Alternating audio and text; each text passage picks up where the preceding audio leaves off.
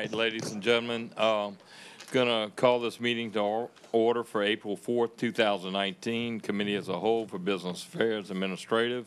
Roll call, please. Mr. Durman. Here. Mr. Green. Here. Mrs. Heinz. Mr. Loop. Mr. Harrell. Mr. Nation. Mrs. Richardson. Mr. Winkler. Here. Mrs. Drucker. Here. Mr. Bittencourt. Present. Mrs. Lamy. Here. Mr. Hersey. Here. Mr. Bro. Here. Mr. Kuzan. Here. Mrs. Page. Here. Thank you, Ms. Coakley. We're going to dispense with the invocation and the pledge as that was done in our previous meeting. Item C, does any board member have any visitors that they would like to recognize at this meeting? Seeing none, we're going to go to item 2, which is public comments. Persons requesting time on the agenda. I do not believe we have anyone to speak on for 5 minutes or 3 minutes. So we're going to move to item 3, which is approval of the minutes for committee as a whole meeting held March 14, 2019, moved by Ms. Heinz, seconded by Mr. Luke. Any comments or questions from board members regarding the minutes? Seeing none, any from the public? Seeing none, all please vote.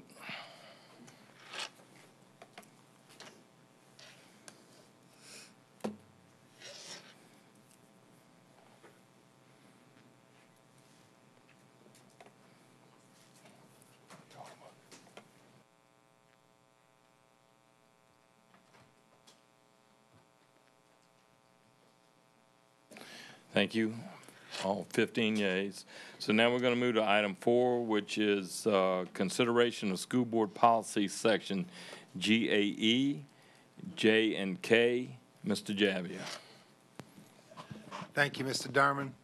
Included in board docs was the pack of policies that we reviewed as in a work group where board members were able to ask questions and have comments about the different policies. We've put that like I said, on board docs. With the exception of the very first policy, everything else is remaining the same. The policy GAE, we did place at your desk tonight. There were a couple of board members that had some concerns on the policy, so we as a staff went back to the drawing board and looked at it, and we're offering to you tonight the policy with the exception of what's in red. Saying the person filing the grievance may appeal the decision of the superintendent to the St. Tammany Parish School Board by writing to the school board president within 15 days of receiving the superintendent's decision. Other than that, that is the only change from the packet you received. So we'd like to present the packet with this one addition, Mr. Durman, for your consideration. Okay, thank you. Do I have a motion to do? Motion from Mr. Green to accept. Do I have a second? I'll second. Second by Ms. Drucker. Okay, now we're going to open the floor for discussion. So I'm going to ask board members to queue in, please. Ms. Lamy. First, I want to say thank you for reconsidering the discussion that we had for that first policy. Secondly, I wanted to ask a question or discuss something I didn't realize at the work session was, I think it was on page 4, and it talks about not having, allowing food or beverage as a treat or reward for students in the classroom. And as a teacher, while I know that there are many options, and that isn't the only one, I am very guilty and proud of offering a pizza party when all of my students in the class met their goal for reading or whatever. I think that's, I don't understand the premise behind it. While I do understand being healthy and having other options besides food, I definitely don't agree with taking away the right to use food or beverage as a celebration or a reward for accomplishment. Okay. Mr. Jabby, were we going to vote on each policy individually or collectively? I had it as a group, but I mean, however you want to do it. Okay. All right. So, and this is part of our wellness program. There is a list of nutritional snacks that the federal government has mandated that we use in our schools and not, for lack of a better term, junk foods and stuff of this nature. And that's probably the reason for this. Ms. Ferris is the one who reviewed this policy and went over that. I think they still, we can have classroom snacks, but it has to be those nutritional snacks that have been approved by what is it, FDA? Okay, we've got a couple of other board members got comments, so if you would, let's go to them and then. Oh, we I didn't can- mean to request again, did I? No, but Okay, you hadn't good. given up the floor yet. Oh, so how do I was do just that? seeing if you were finished, that's all. Okay, sorry. Okay, no problem. Mr. Brook? Yes, I was wondering if you could reread that policy because I don't have it in front of me. But it's toward the end of the wellness, and, I read it to believe that, the way I interpreted it was, if, you have a spelling bee or whatever, and every time someone spells it right, you give them a candy bar, which, I could see a problem with that. But if you could reread it for us, because I think what you were saying was it has to be on a list of approved nutritional. Right, it's on page 4 with policy JGB. Other foods and beverages provided but not sold on school campuses. Says school board has developed the following guidelines for foods and beverages which are provided but not sold during the school day. Celebrations and parties. The school board will provide a list of healthy party ideas to parents and teachers, including non-food celebration ideas. Classroom snacks brought by parents. The school board will provide to parents a list of foods and beverages that meet Smart Snacks nutrition standards. Rewards and incentives. The school board will provide teachers and other relevant school staff a list of alternative ways to reward children. Foods and beverages will not be used as a reward or withheld as punishment for any reason such as for performance or behavior. So it does allow for the snacks, but not for rewards or for punishment. We're trying to get away from that. Okay, what about something like a honor roll breakfast? I mean, you're really rewarding, I understand it's not for a minute-by-minute or day-by-day award, but for honor roll breakfast, you bring people in, you bring the students in, you feed them a good breakfast, and that would be an award. I'm just wondering if that would fall under the same category. I don't think it would. No, that does not fall under Okay, that. just wanted to make things clear. Is this just for a classroom activity? Yes, yeah. Okay. Okay.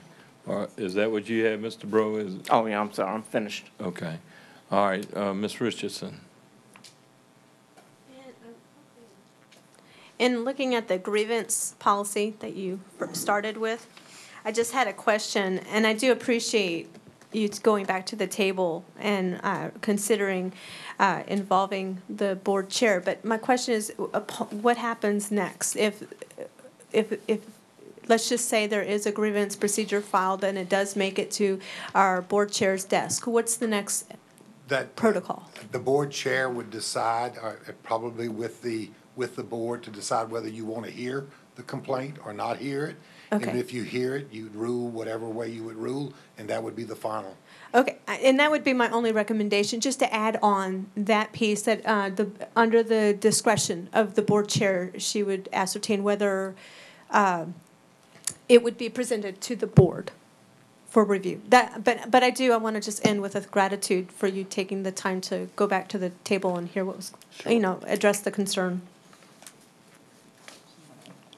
Okay, so we're adding that to the grievance. Well, it's a I'm jotting it down. recommendation. I mean, want me to do this. I'm willing to, yeah, we're okay with that. Okay. We're okay with that. All right. I see that more as a clarification than anything. No, and that's it. It's simply just, it just seems like it's left The hanging. next step. Right. Okay, I guess what my question is, being as we're jumping around from different policies, talking about different things, and if we take a vote on this, we're gonna end up having to break it out, I think. I agree. Unless It's you confusing to have- Unless you ask me what the changes are that we're jotting down, and I can tell you with these following changes. Okay. If you want me to do that. I just want to be sure everybody's comfortable, because they Yeah. may want to vote for one thing and Right. not the other. So, I agree. I mean, unless we get to the point to where it gets complicated, David, couldn't you have a board member make a motion to add something to the thing and vote on each one separately? You could split. Yes or no? Yes. Okay, good. So- okay. He's All right. trying to get it up to 15 minutes. Let's take the other two comments to see if they're problematic or not, and then we'll If Okay. we can do it collectively, we will, and if not, then I'll, as chair, I will break it out to Okay. each individual policy. Okay. Okay, Ms. Richardson, are you through? The only thing I was going to say is I'm used to having to follow the food mandates back to the second policy, and I'm very familiar with the idea that it's inappropriate to, or nor is it even, age appropriate to discipline a child with food, but I do see benefit to allowing a teacher, the example that Tammy you gave, a pizza party, that just seems like a positive thing, but I do understand the mandates of the federal food program, so. Okay. All right, Mr. Nation, please. Thank you, Mr. Derman. Thank you, Mr. Jammy, as always, for what you do with these policies, and we're slowly making our way. We're getting there. See the light at the end of the tunnel, I think, with all the policies. Yes, sir. I did want to focus for a second on the food policy, and thank you, Ms. Ferris, for reviewing this. And she and I have had this conversation over the years, but now that it's in front of us in a policy, I guess two things. One is, let me start with what I'm glad to see in here, and that is water being offered, to our students, because I've always had a personal concern as a parent that milk, which is full of sugar, is for sale, or is free, and probably thanks to the dairy farmers who lobby Senator Cassidy and others in Washington, and water, they have to pay for water, and I've always had an issue. I'd rather my kids drink water than milk, frankly, so if they're going to drink, and so I want to make sure that I'm clear in reading the water policy, which again I think is great, is water is going to be provided at lunchtime free of charge to. It is by law, has to be available, but it's not bottled water. We will sell bottled water, but water has to be available, whether it's in a drinking fountain that's in the dining room. That's really what is available. Okay. What would we have to do to get bottled water available to the students, milk is included in the. Correct, because milk is one of the menu components of the National School Lunch Program. Water is not. For it to be available, then the cost of about 25 cents per 8-ounce to 16-ounce container would have to be absorbed somewhere. Right. I would, if you could, I would like some figures on what that, before I, what the financial impact would be, and I might recommend if it's feasible, for us to take that up. Again, it bothers me, and again, I know we're following the federal guidelines, but, not everything coming out of Washington is best. So that milk is free, which is full of sugar, and water is not, so maybe Mrs. Stewart can relay that to our good friend Senator Cassidy. The other piece, this is just a matter of principle, but I want a clarification, just a personal principle. Item 2, under other food and beverages provided but not sold, classroom snacks bought by parents. I just personally have an issue with us telling parents what they can bring and can't bring. That to me just is, it just does not hit me the right way. I understand that number 3, I'm totally fine with us discouraging food as as a reward, or I have no problem with that. I don't have a problem with us providing a list, but for us to tell a parent you can't bring X food because it's not on the federal government's list, I just personally have a. We didn't say they couldn't bring it. Okay. If that kid's got it in their lunch bag, then they can eat it. Right. Correct? Correct. But we're saying it's not going to be used for any of that. I think it's incumbent on us to promote what the federal government says we need to do and what's nutritional and regulate that as best as we can. I think that's part of our responsibility. But what they bring in their own lunch to eat, we don't control that. Right. Well, I do respectfully disagree with that, but just because the federal government says we have to do it doesn't make it, necessarily the correct thing to do. But nonetheless, classroom snacks, I mean, I get your point now, Mr. Jabby. This is for distribution to the, To class. to. We have to be very careful with that, with kids with allergies and all these type of things. It's not just peanuts anymore. It's tons of allergies that we have to watch out for. So we have to Right. be pretty careful with that. We have to Gotcha. take all the students in consideration. All right, thank you. Okay. Ms. Lamy? I would just like to add, typically when these rewards are given for whatever the situation may be, it's typically out of the teacher's pocket, and it's typically for their classroom. So teachers do know their students, and the parents do fill out allergy forms. So you need to know that way earlier in the year, because people bring their own snack to classroom, and if someone has an allergy, you need to be aware. It could just be from being in the room. So you are aware of those things. Also, I believe it's in policy and mandated that students have 30 minutes of physical education every day. And in the elementary schools, we have it usually 2 times a week. And even our recesses do not add up to 30 minutes. So if we really want to focus on wellness of our children, then I think that would be the best avenue to start with. Sometimes less policy is more. My concern here is by putting this, if a teacher were to decide that her student all showed up for LEAP testing and they were all there on time and they all gave their best effort or whatever, and so at the end of testing, she decides she's going to have a popcorn and pickle celebration while they read their books. It kind of loses its flair when you say you can have some Greek yogurt and raisins. I mean, the kids aren't going to go for that. So if a teacher did that, would she be in violation of our policy? And that's where my concern lies. I feel that we need to really think about what we jot down there. So that's my piece. My interpretation is that would be in violation of this policy. Right or wrong? Tell I'm me. not looking at the policy, unfortunately. I can read it. It says, rewards and incentives, the school board will provide teachers and other relevant school staff with a list of alternative ways to reward children, as though maybe our teachers don't already understand how to reward children in other ways.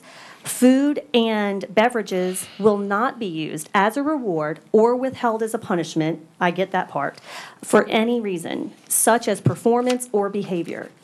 So we've taken away free dress. We can't do that because it's a safety hazard. And now we're taking away food. We can't do that because it's not healthy. I just really think we need to think about this. That's all. Okay, the way I read this, the first paragraph, it says that's the intent to promote our wellness policy. And then it says we're going to develop guidelines for foods which are provided but not sold. We have guidelines. And that those guidelines, we're saying you're not going to use food as a reward. And that it says classroom snacks brought by parents, that the board is simply going to provide parents with a list that meet the SMART snacks. I don't see anywhere where it says a parent is prohibited from bringing something that's not on the No, SMART. it says a teacher is prohibited from using it as a reward. Okay, so the school board is going to provide the teacher with alternative things to reward students. We've had that list for a long time. Right. Other things other than any food, even healthy food. Correct. Use food as a reward. But the next sentence. Foods and beverages will not be used as a reward. So perhaps it's the interpretation of what is a reward. You mentioned honor breakfast. Well, it's a celebration and it's an honor, but it's not like when you said you spell the word correctly, here's a Snickers bar. So I don't read this as saying a teacher cannot bring snacks. What our wellness policy says is we're encouraging that person to bring healthy snacks.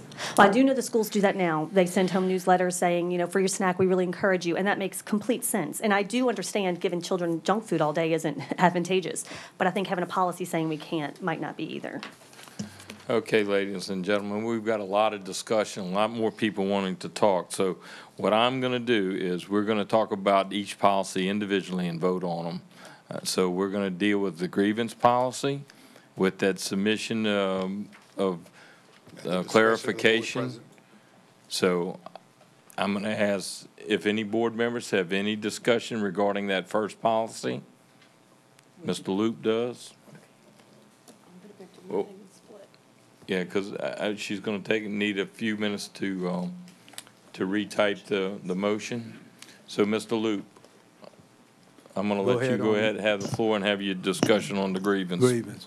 I'm just curious, Mr. Jabby, if you could give me the rationale behind adding that third grievance of the school board doing an appeal.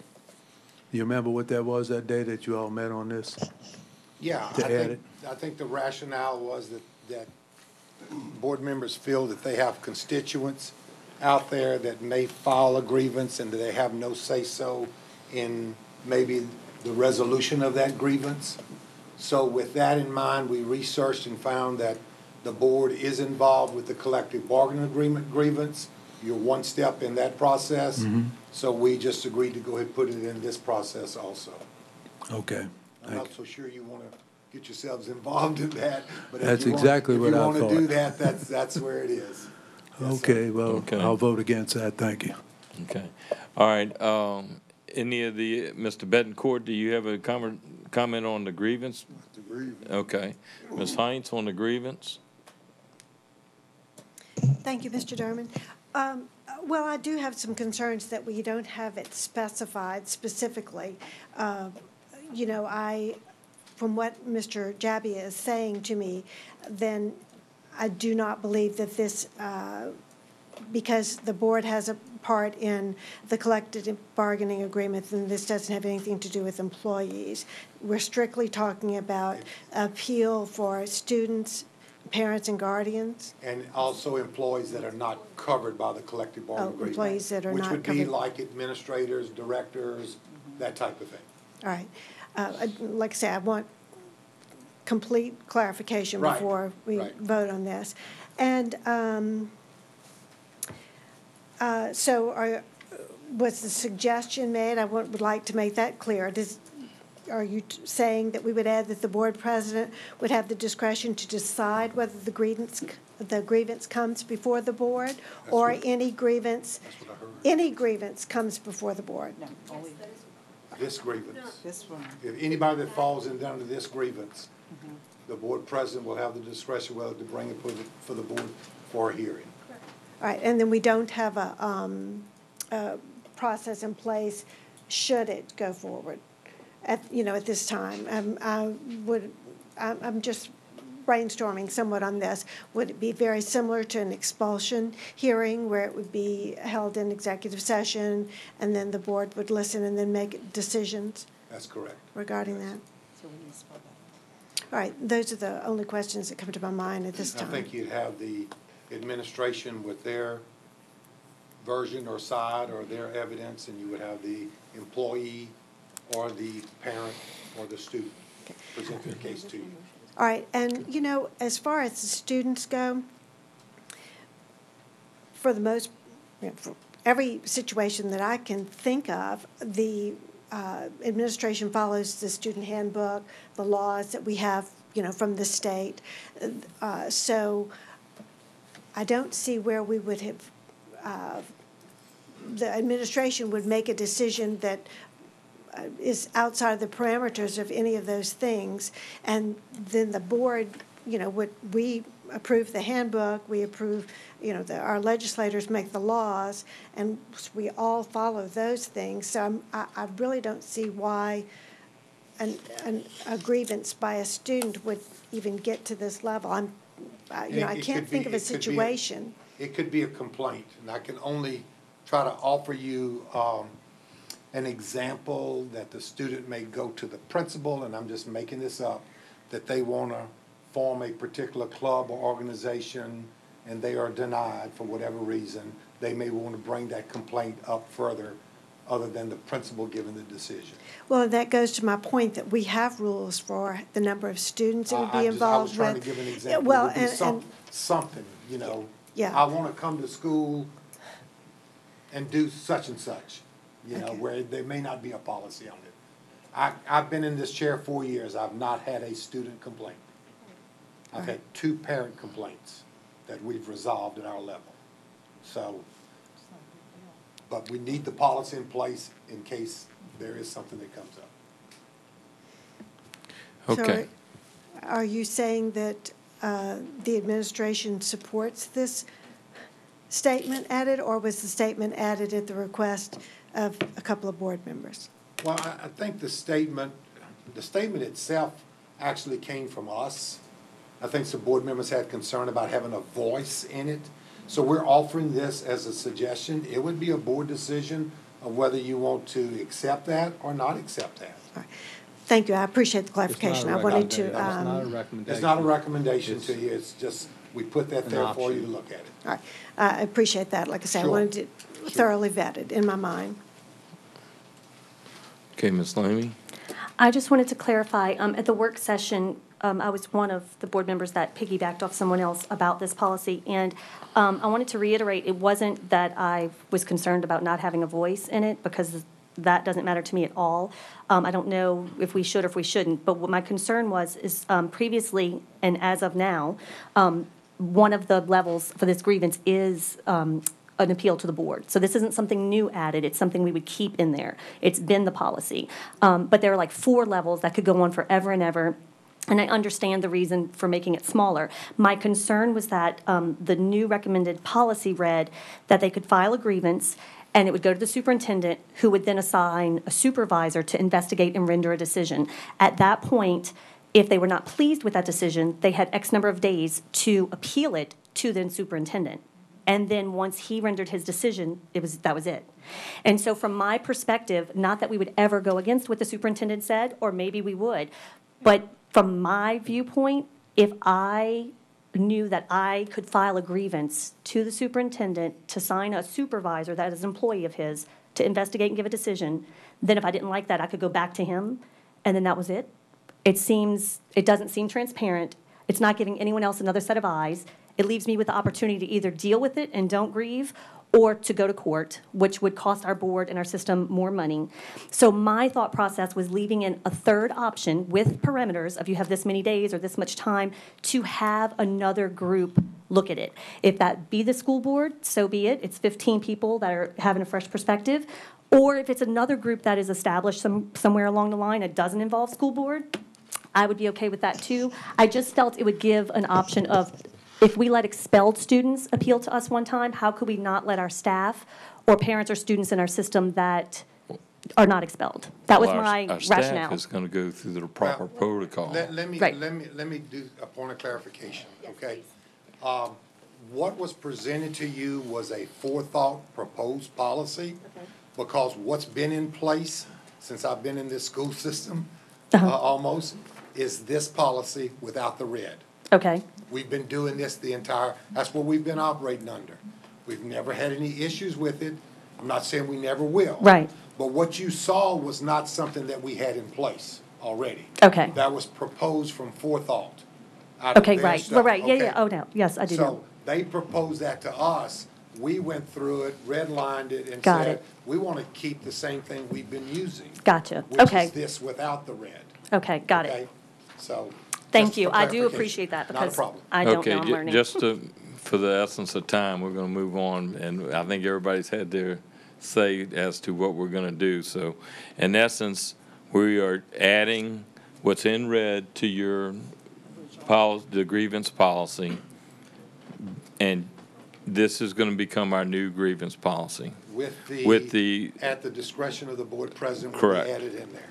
which is being included. Right. Okay, so that is currently the motion on the floor is for the vote on that to, a yes vote is for approval, a no vote is for denial. So we're going to move to the public to see if anyone in the public wants to make a comment. It appears the board members are finished discussing. I see no one in the audience, so we're going to move to a vote, please. I'm sorry. One more question. So I want to be specific. We're voting to have the red part in with the line, the board president would have the discretion to decide whether the grievance comes before the board. And so if this does not pass, then We'd have to re-vote. again, all right. I just wanted to double check. Thank you. Okay. Then the policy that's been in place. We'd have to go back and vote on the other original policy without the red. Right.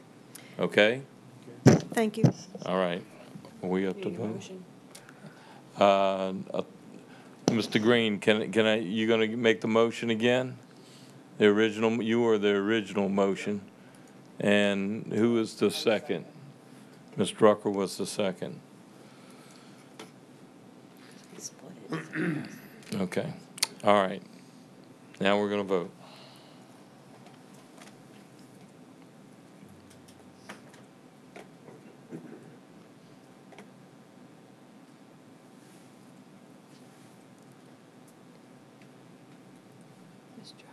Ms. Drucker, you voted? Okay. 9 yeas, 6 nays. All right, we have 9 yeas, 6 nays, and no absence or abstentions. Okay, so now we're going to move on to the next policy, which the next policy is going to be our food policy. Is that correct?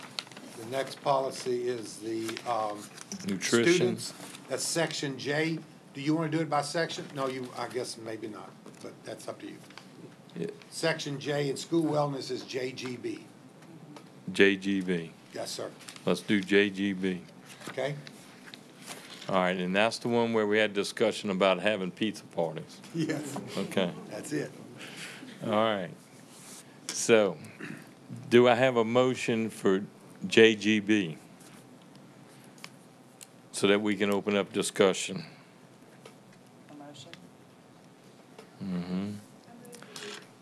Ms. Hines makes the motion. That we accept the policy. Okay. Ms. Hines makes the motion, Ms. Drucker seconds it so that we can open up discussion on policy JGB, which is our nutritional section. Okay, Mr. Bro. Oh, I just wanted to clarify. I think the only policy that I've heard any discussion on is the food policy.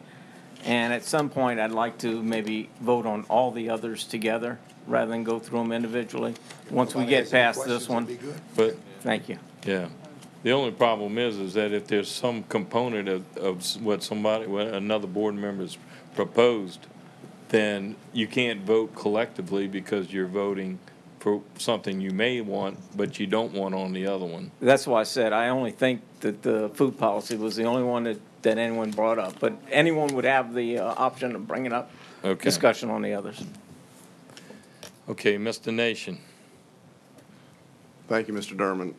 And I want to thank Ms. Ferris for clarifying, number 2. I mean, because once you said that and I reread it, a little more closely, and I apologize for not doing that to begin with, this policy, the statement does not impose any restrictions on parents. It simply is providing a guideline. I mean, guidance, and that's fine.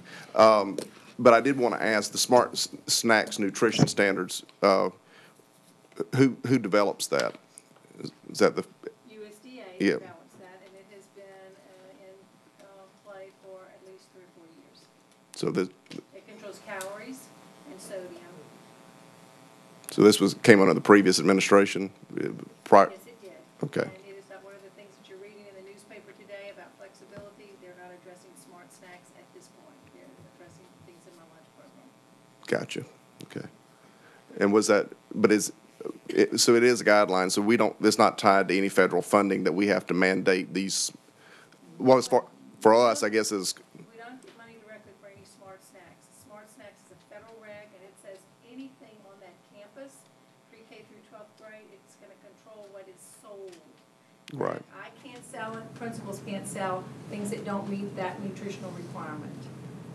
Has to do with the size of beverages, if they don't want elementary kids getting, big jugs, things like that. Gotcha. All right, thank you. And then the other piece, I did want to tag on with Ms. Lamey. I don't know what we can do because we're limited, I think, by the State Department of Education in terms of number of hours in the day and instructional time.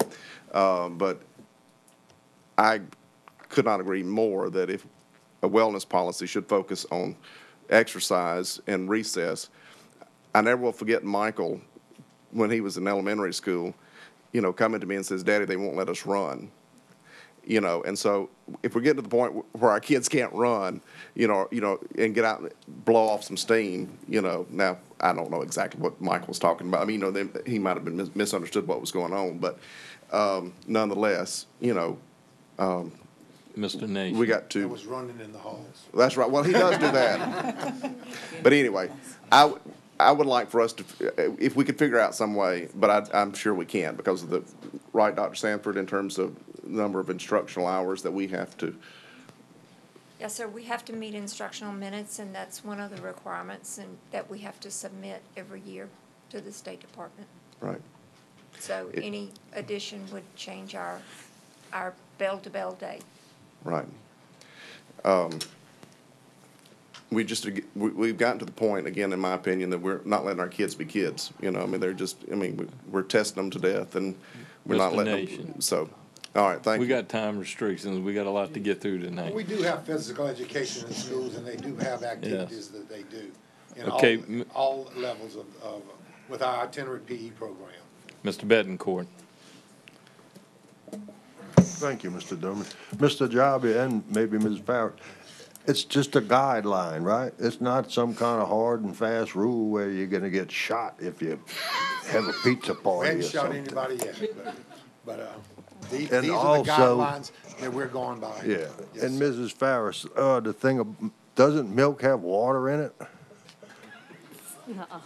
Thank you. Was that a question, Mr. Betancourt, or a statement? It was a question, Ms. Farris affirmed that milk indeed has water in it. Okay. I'm done. All right. Seeing no more questions from board members, any questions from the public regarding this section of the policy, JGB? Yes, ma'am.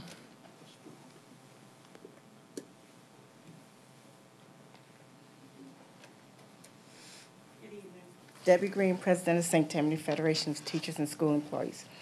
I want to stand in agreement with Ms. Lamy on the fact that teachers provide snacks. Of course, they would provide nutritious snacks, but there are times, once in a while, they want to do that extra something special for their kids. You know, and I know that, like Mr. Betancourt just made us aware of, that is guidelines. But will a teacher be punished? We need to know if there's going to be some sort of reprimand or something of that that's given to a teacher, because she does have a pizza party for kids. So I think that needs to be somehow put in there, saying that they will not be reprimanded or punished in any way because Well, they did do something for the kids. I don't think that's going to happen in this particular policy, and I hope that's, not.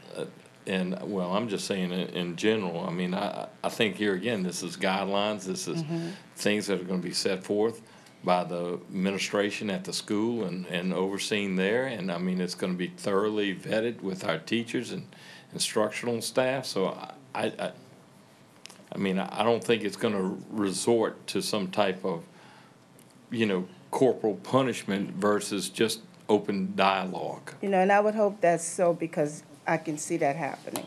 Because, I mean, teachers, like Ms. Lamy said, they're paying for this out of their own pockets. But they want to reward their kids. A pizza party costs sometimes $5 a pizza, which is inexpensive. That's something they can afford. Right. They may not be able to afford some of those other things that's on that list that they're asking that we, as teachers, provide for the kids.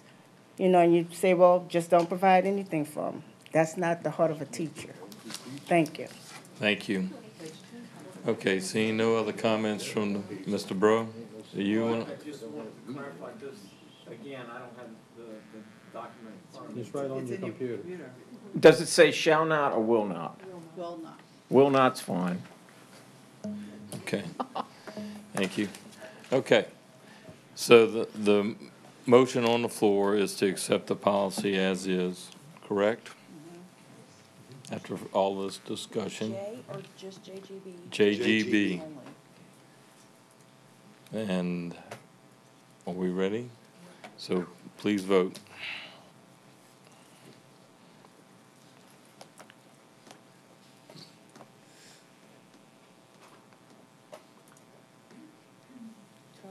2 nays, 1 abstention. We have 12 yeas, 2 nays, and 1 abstention. Motion passes.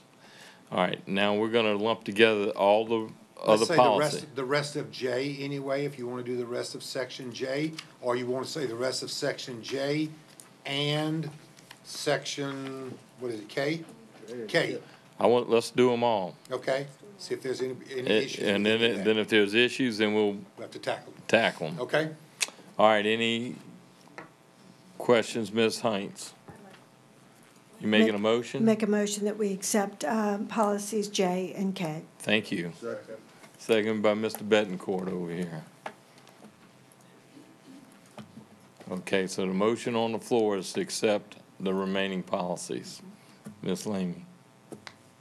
I just wanted to make y'all worry that I was going to object again. I don't have anything to say. Well, I'm glad for the injection of humor. Okay, any other? Seeing none from the public regarding the last sections of the policies. Seeing no one, please vote.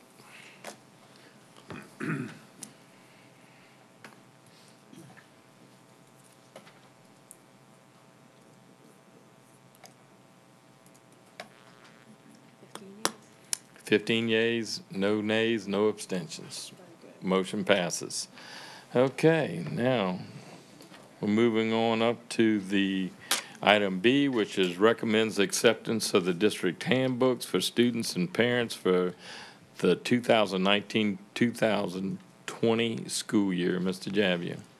Thank you, Mr. Dahmer. Are you going to be here then? When? Are you going to, what is it, be your 55th year? Wait, or don't something? start, okay? Oh. Be nice. Felt to like your we elders. felt like we were starting a new year already. Okay, so just for everyone's information, each year we have a discipline review committee that reviews the entire handbook. That committee is 20 strong. We have 2 high school principals, 2 junior high principals, 2 middle school principals, 2 elementary principals, 3 assistant principals, 2 teachers, 1 from the Federation, 2 students, a support employee, 2 parents, and our 2 staff people are Mr. DeRoos and Mr. Rout that works with this. So after all of the review, you have in your packet that was given to you the original district handbook, which was the 2-page that just was a printout of what's there now, and then the other, which is 3 pages, that shows you the changes. And the only changes that we're recommending is that we add to Group 5, terrorizing, on the first page. On the second page, number 12, refer to the terrorizing section below. And then at the bottom of the page and on the next page, the terrorizing policy that we're putting in. This is an issue that has come up in the last couple of years. It is something that we felt we needed to put in. This is basically what the law says, but we felt like we needed it in our handbook. That is the only recommendation, the only change for our handbook for this year. Okay, thank you. Do I have a motion on the floor from someone? Ms. Page makes the motion. Ms. Lamy seconds it. Any comments, questions from board members? Seeing none, any from the public? Seeing none, all please vote.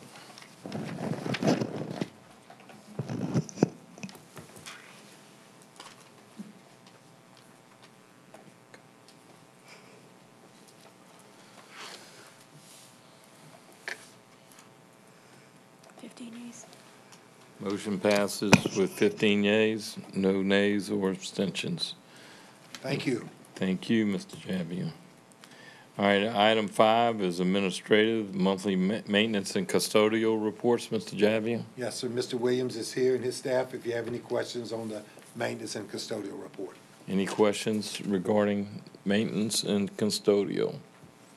Seeing none, Mr. Javier. Mr. Gaspard is here with the risk management report if any of you have any questions. Seeing none from board members, transportation, Mr. Javier. And Ms. Buell and Ms. Lewis are here. If you have any questions, they'll be happy to help. Any questions for transportation? Seeing none. Very good, Mr. Javier. Thank you. Item 6 is construction. Ms. Tipton. Mr. Garland, first item is consideration of bids for Mandeville High School site improvements. Phase 2 of wheelchair lifts for the Industrial Arts Building, which is school board project number P0216. We took those bids on April the 2nd, 2019, and we're recommending the low base bid, alternate number 1 and alternate number 2, submitted by Steel R Development, LLC, in the amount of $335,000 for the site improvements, Phase 2, and wheelchair lifts for the Industrial Arts Building at Mandeville High School. Thank you. Motion by Mr. Green and second by Mr. Nation. Any comments or questions from board members regarding the bid? Seeing none. Any from the public? Seeing none. All those in favor, please vote. Or if you're not in favor, you can vote too.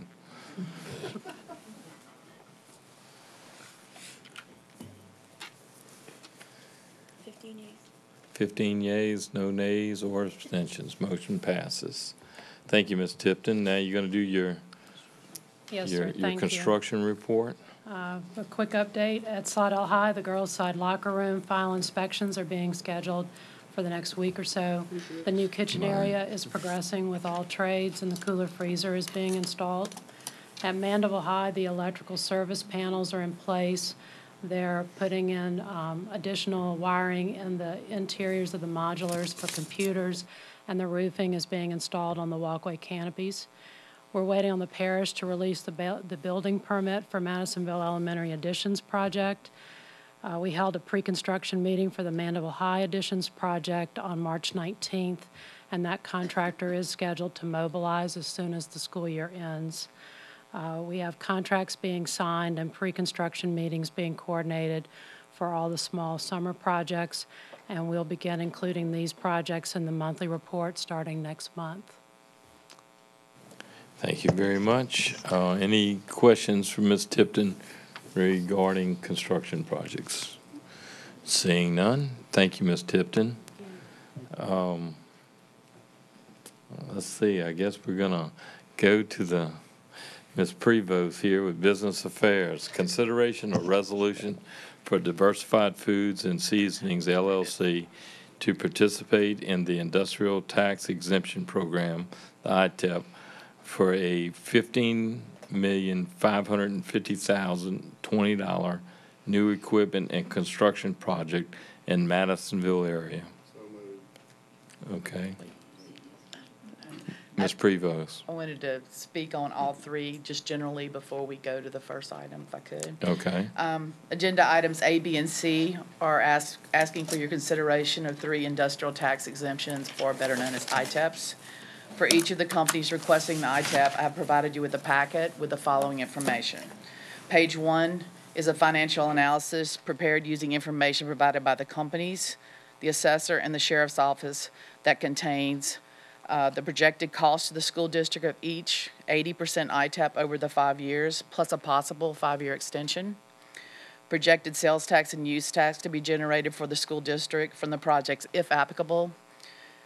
Projected property tax for the school district to be gained from the project, that would be 20% after the 80% ITEP, and other projected property taxes currently being received from the company.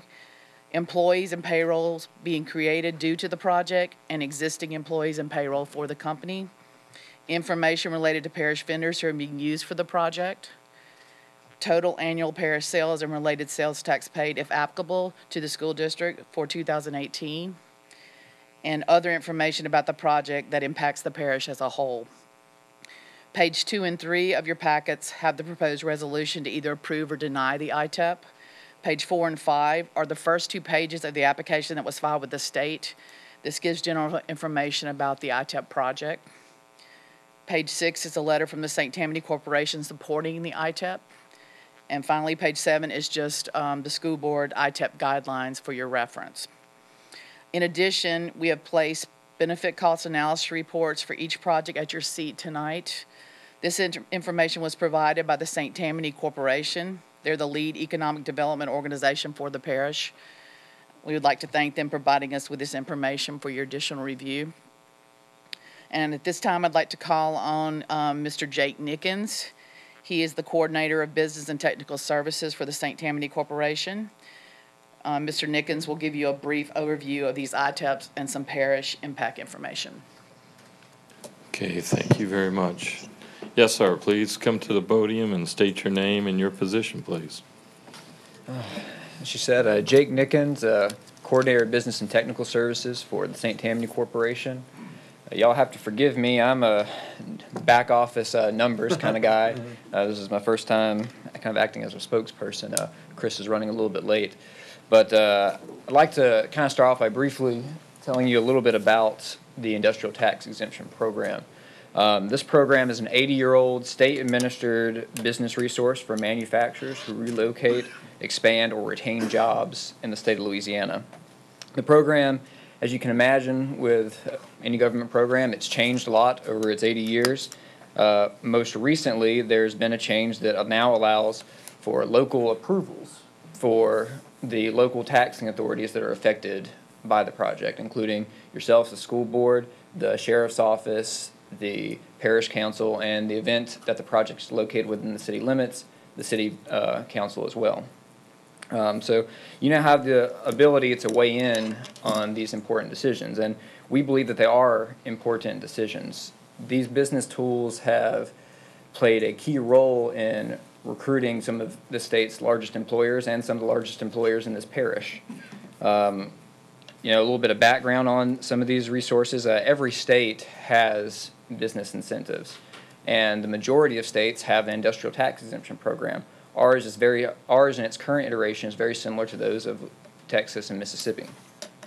These incentives allow states to remain competitive in recruiting and retaining valuable employers, and sometimes they allow business to expand and grow more quickly, thus bringing jobs to the area at a faster rate. A little bit on the mechanics of the project. As Terry can probably tell you, it's a complicated program, but in general, it provides an 80% tax abatement on new property taxes related to the project for 5 to 10 years. There's an initial term of 5 years, and you can renew it for up to 10. That 80% tax abatement only applies to property tax and only those that are new to the project. Now, the ITEP program has kind of been in the spotlight a lot lately, and at our organization, we've been asked a lot of questions and in helping clear up some of the misconceptions about this program, and I kind of wanted to briefly address some of those before we get into these 3 specific projects. But one of the most common concerns that people approach us about is, will the parish lose tax revenues? And the answer is no. The abatement, as I mentioned, only applies to those new property taxes resulting from the expansion and relocation. The abatement's an opportunity cost that we exchange for other positive impacts that outweigh the ITEP benefit. And I'll get into some of those positive impacts in a little bit. But for example, if a company is paying $50,000 in property taxes before the ITEP, there's no scenario where they're going to pay less than that as a result. The program only applies to those new costs that come on. And because of the recent changes to ITEP, 20% of those new property taxes go onto the rolls immediately. The 80% stays off the rolls for a period of 5 to 10 years, as I mentioned. At the end of that time, it goes back onto the rolls, and so you have the full 100%. Another common concern that we get is, how do we guarantee that the company is going to fulfill its obligations? What's to stop, and I don't think we'll have this problem with any of our companies, but what's to stop y'all from approving something tonight and then the company turning around and cutting its jobs once they've got the benefit? Well, the answer is that the state issues an annual compliance report that the company will have to participate in every year for the life of the project, or for the life of the ITEP benefit.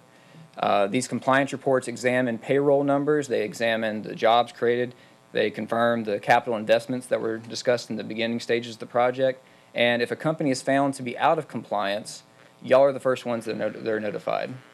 Once the locals are notified, y'all have the option then of demanding a default payment for the year that was out of compliance.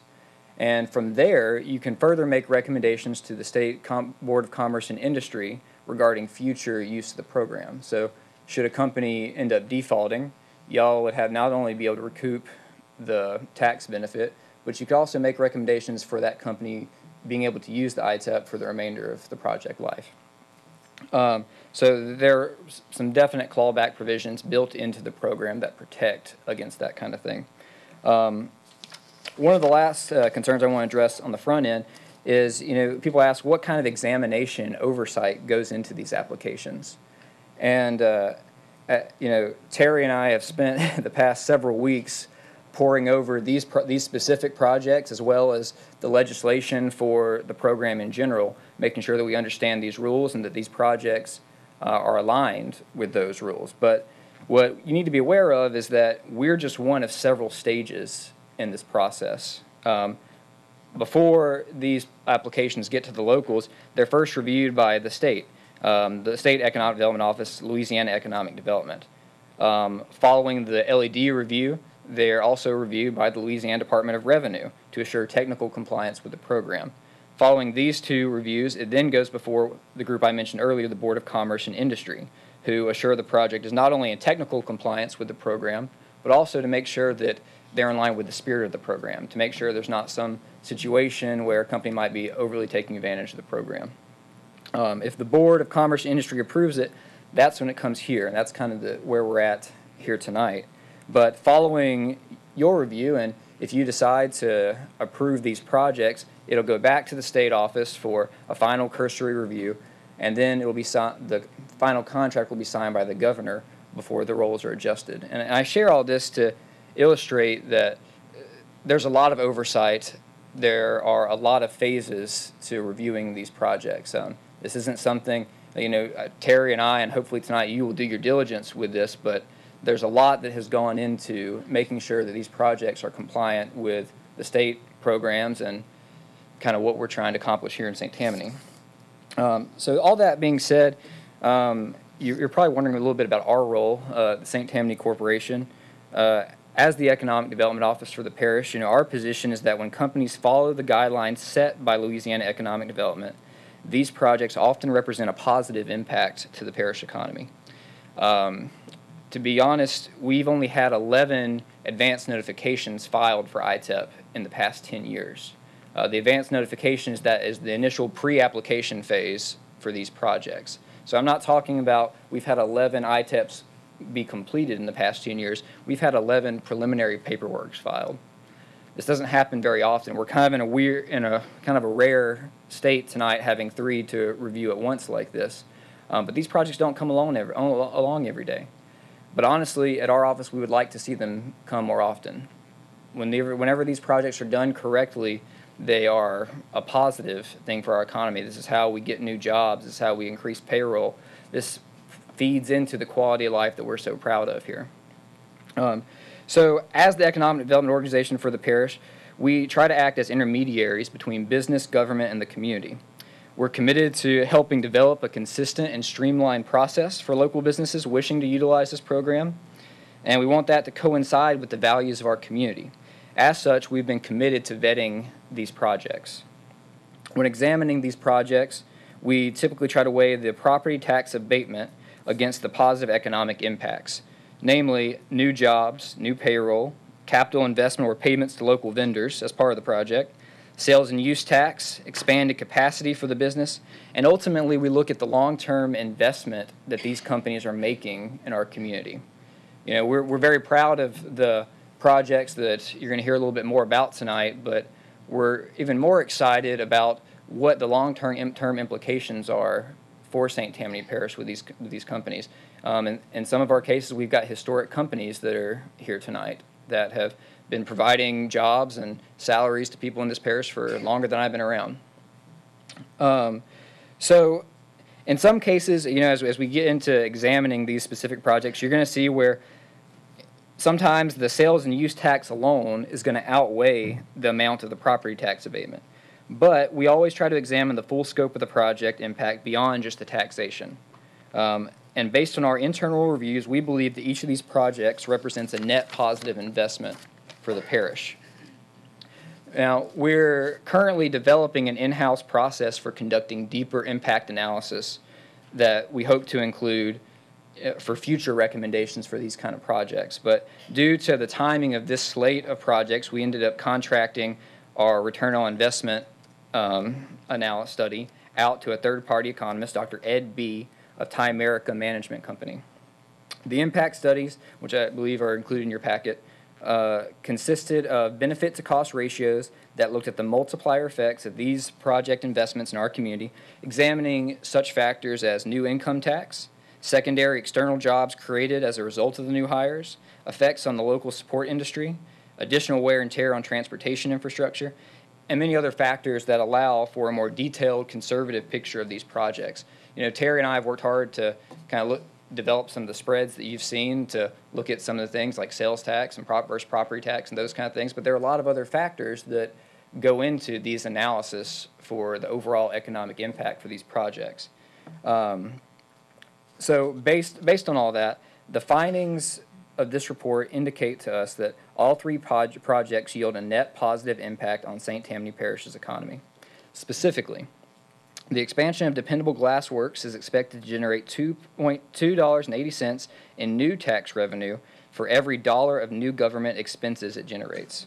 So for every dollar of that abatement or other effects on your local dollars, it's going to generate $2.80. The expansion of MECO is expected to generate $4.30 in new tax revenue for every dollar of new government expenses it generates.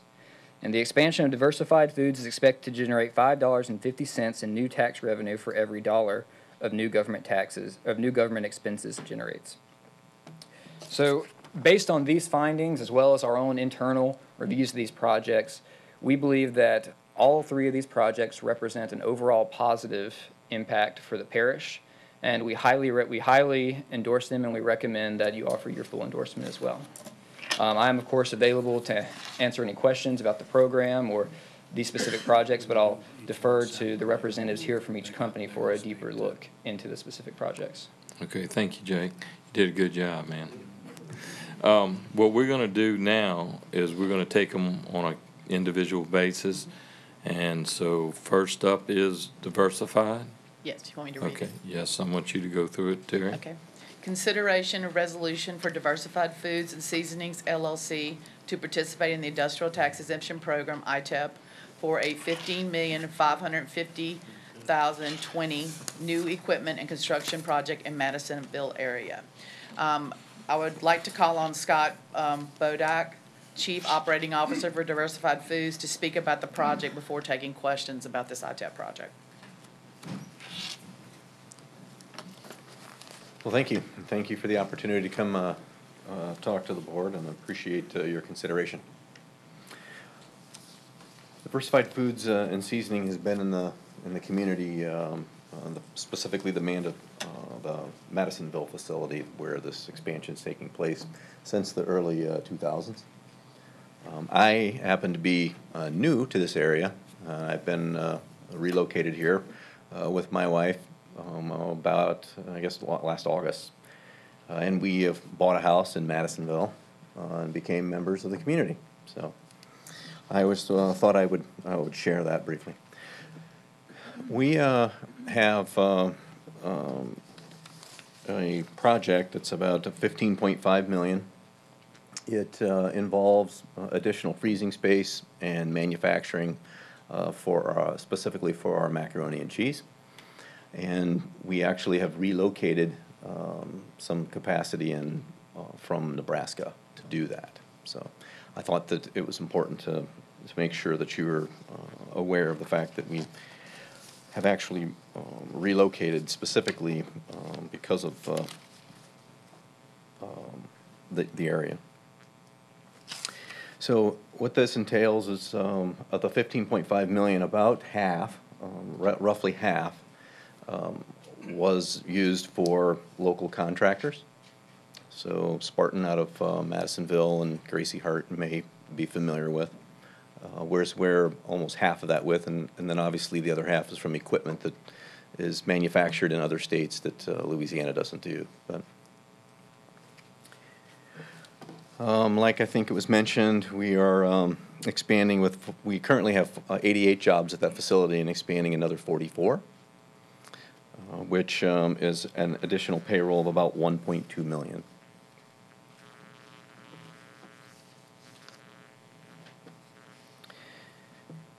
As a part of the expansion in the equipment, we also have installed a 20,000 square foot freezer space for our warehousing, which is adding about an additional 2,000 pallets capacity for us. So it's definitely a pretty large expansion.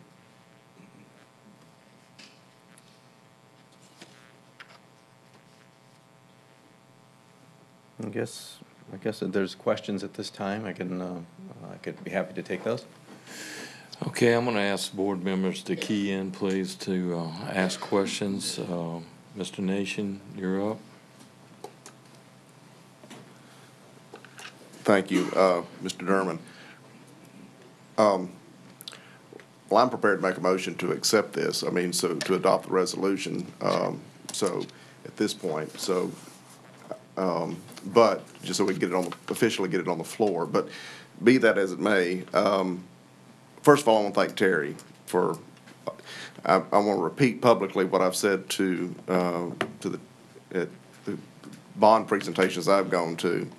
That one of the reasons we're able to have a no tax increase bond election in a few weeks is because of the great work Terry and her staff have done to maintain our financial solvency. And along that same line, Terry once again shines through with work she has done with the presentations that we get regarding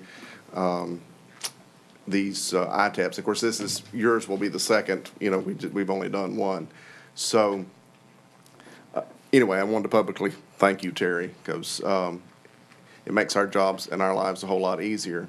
To me, this is a no-brainer. I mean, for any of these, I think all of us need to unanimously support these resolutions as well as our businesses. And I thank you as one businessman to another. I thank you for what you do because, and I appreciate that. So with that being said, I will yield the floor and ask us to unanimously, support these. Thank you. Okay, I got a motion on the floor. Do I have a second? A second by Mr.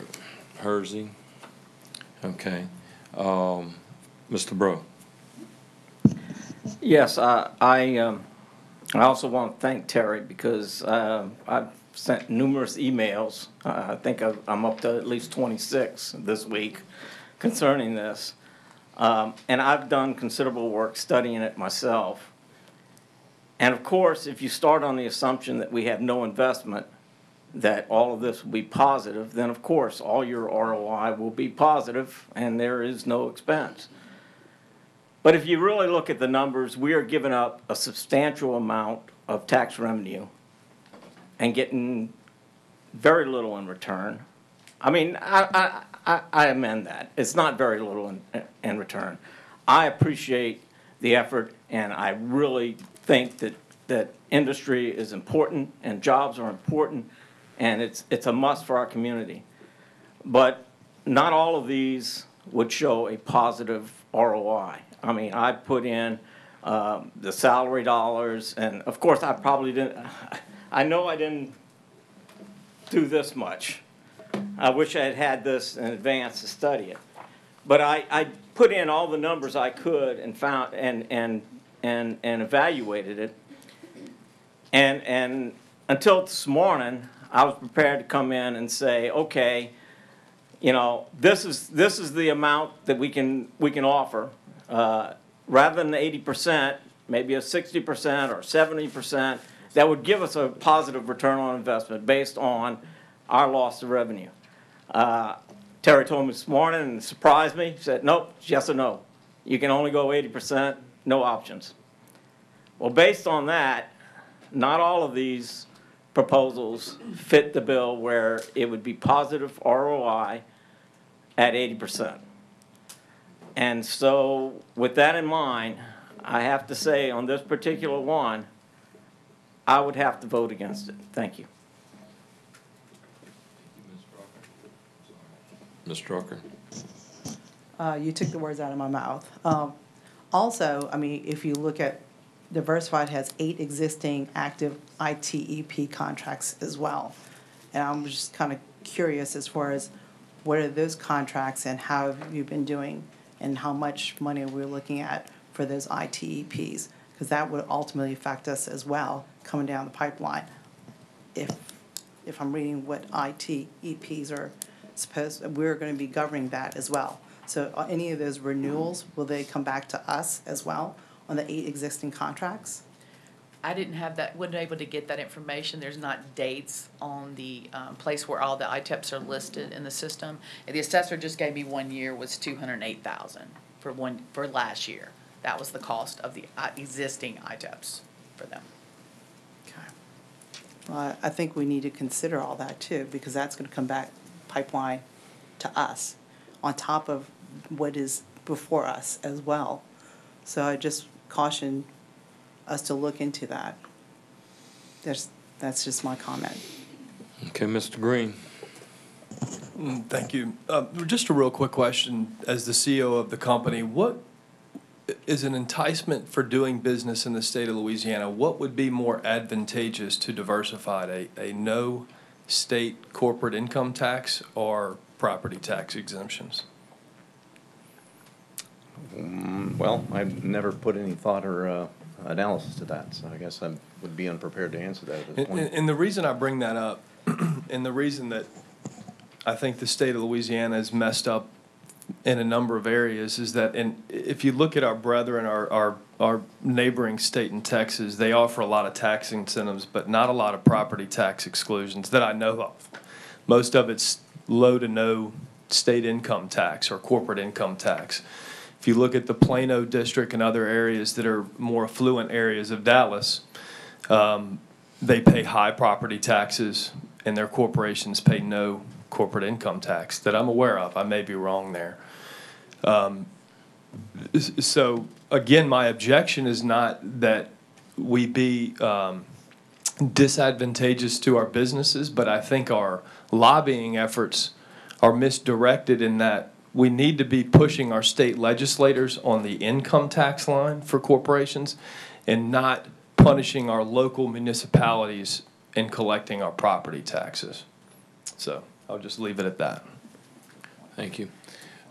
Ms. Richardson? Thank you, Mr. Durman. I think our governor had some good intentions with ITEP, and I'm all for local control. And I'm specifically interested in new business because new business is what brings new jobs. I struggle with this because I just don't know how to justify robbing our education system.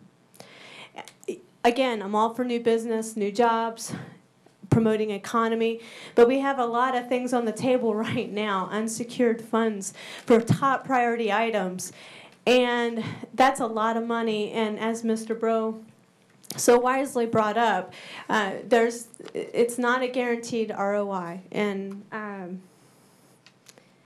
I struggle with this to hear that we are taking it from our education system. So that's my comment. Thank you. Ms. Hines? My question is directed at Mr. Nickens from St. Tammany Corp. You did a great job explaining the process that you went through, but I did have a question. You said that these were reviewed by the State Department of Revenue, the Board of Commerce and Industry. So if this board decided to reject this plan, would it go back through those again? I want to make sure that I understand that. Yes, please. Yes, sir. Please come back up to the podium.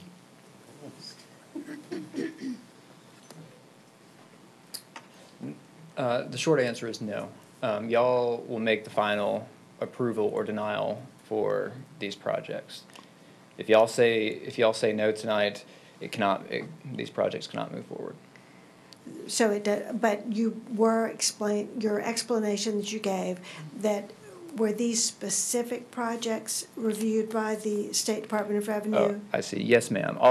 Any ITEP project that comes before you tonight or in the future is always going to be reviewed by Louisiana Economic Development, the Louisiana Department of Revenue, and the Board of Commerce and Industry prior to it coming before this body.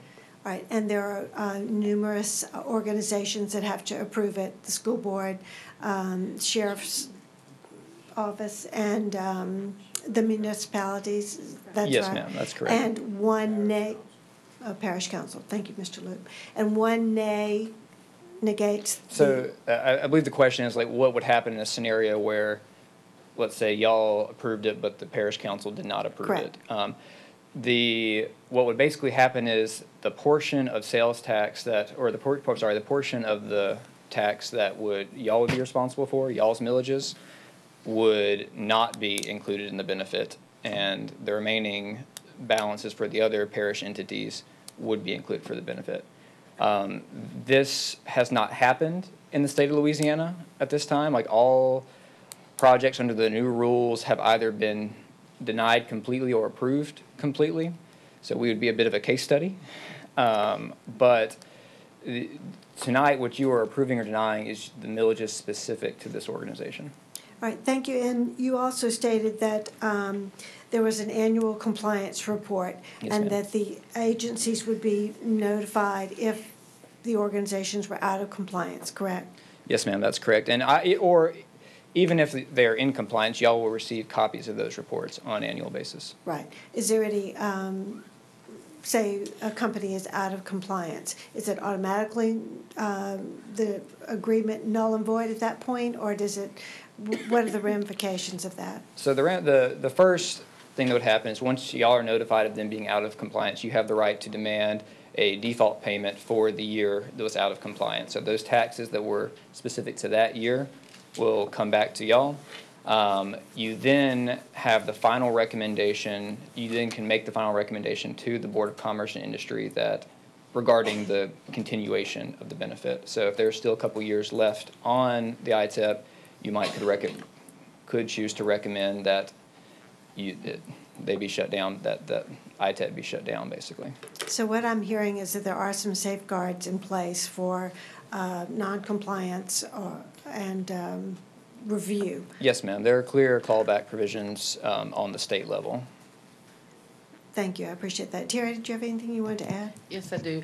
We added some wording in our resolution, if you look, about that also. And I also have an ITEP calendar as we approve these, like the mealy.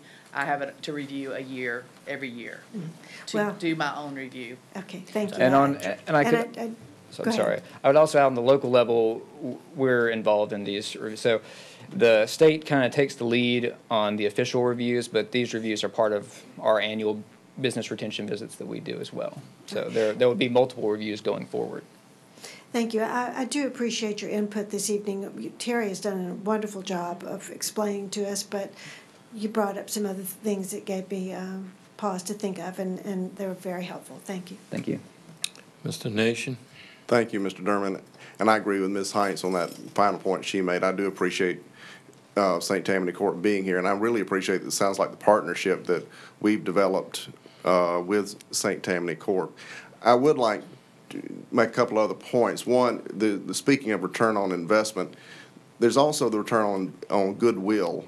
And so I think, there's the goodwill that this board would continue to have with the business community. I mean, I was in a room of probably 300 people. I don't think I've ever seen Chafuncta Country Club packed as it was, and saw Trey Foltz get a standing ovation by the business community here, the North Shore Business Council, because of the good work that he's done in his past 9 years establishing a relationship with the business community. For me, the return on investment is simply goodwill, and actually goodwill is a accounting category, on some balance sheets, not on mine, but on some. But there is a goodwill to be considered.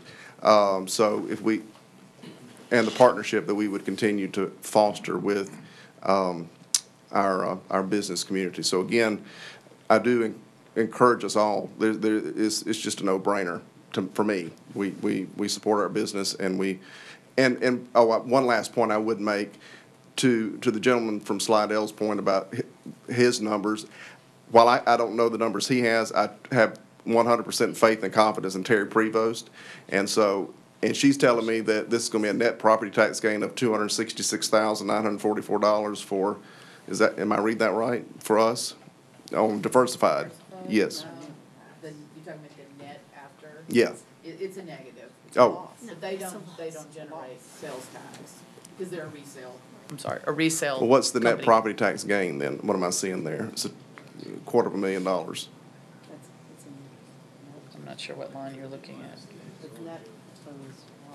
The net proposed loss on the project's 429,211. The ITEP's 802 over the period. The revenues to be gained are 373, so the net is a negative 429. Maybe I'm not looking at the right spreadsheet. It's diversified, right? Yes, maybe looking at dependable, maybe. No? I mean, is your form, I'm just seeing something that says net property tax gain, 266,900. That's at the top, yes. Yeah. Yeah. Gotcha. That's for the 20% additional that we'll gain on the new project. So we're gonna get 20% for the 10 years, and then Gotcha. the 80% will come back on the rolls. Gotcha. So we gain 266, we lose 802. The total would be $1 million roughly, if you collected 100%. Gotcha. So if you give an 80% ITEP, you're only gonna collect 266,994. Gotcha. Okay. Gotcha. Okay. Thank you for that. All right. Mr. Bettencourt? Yeah, is this the final vote on this tonight, or this just starting the process, right, that we're gonna look into?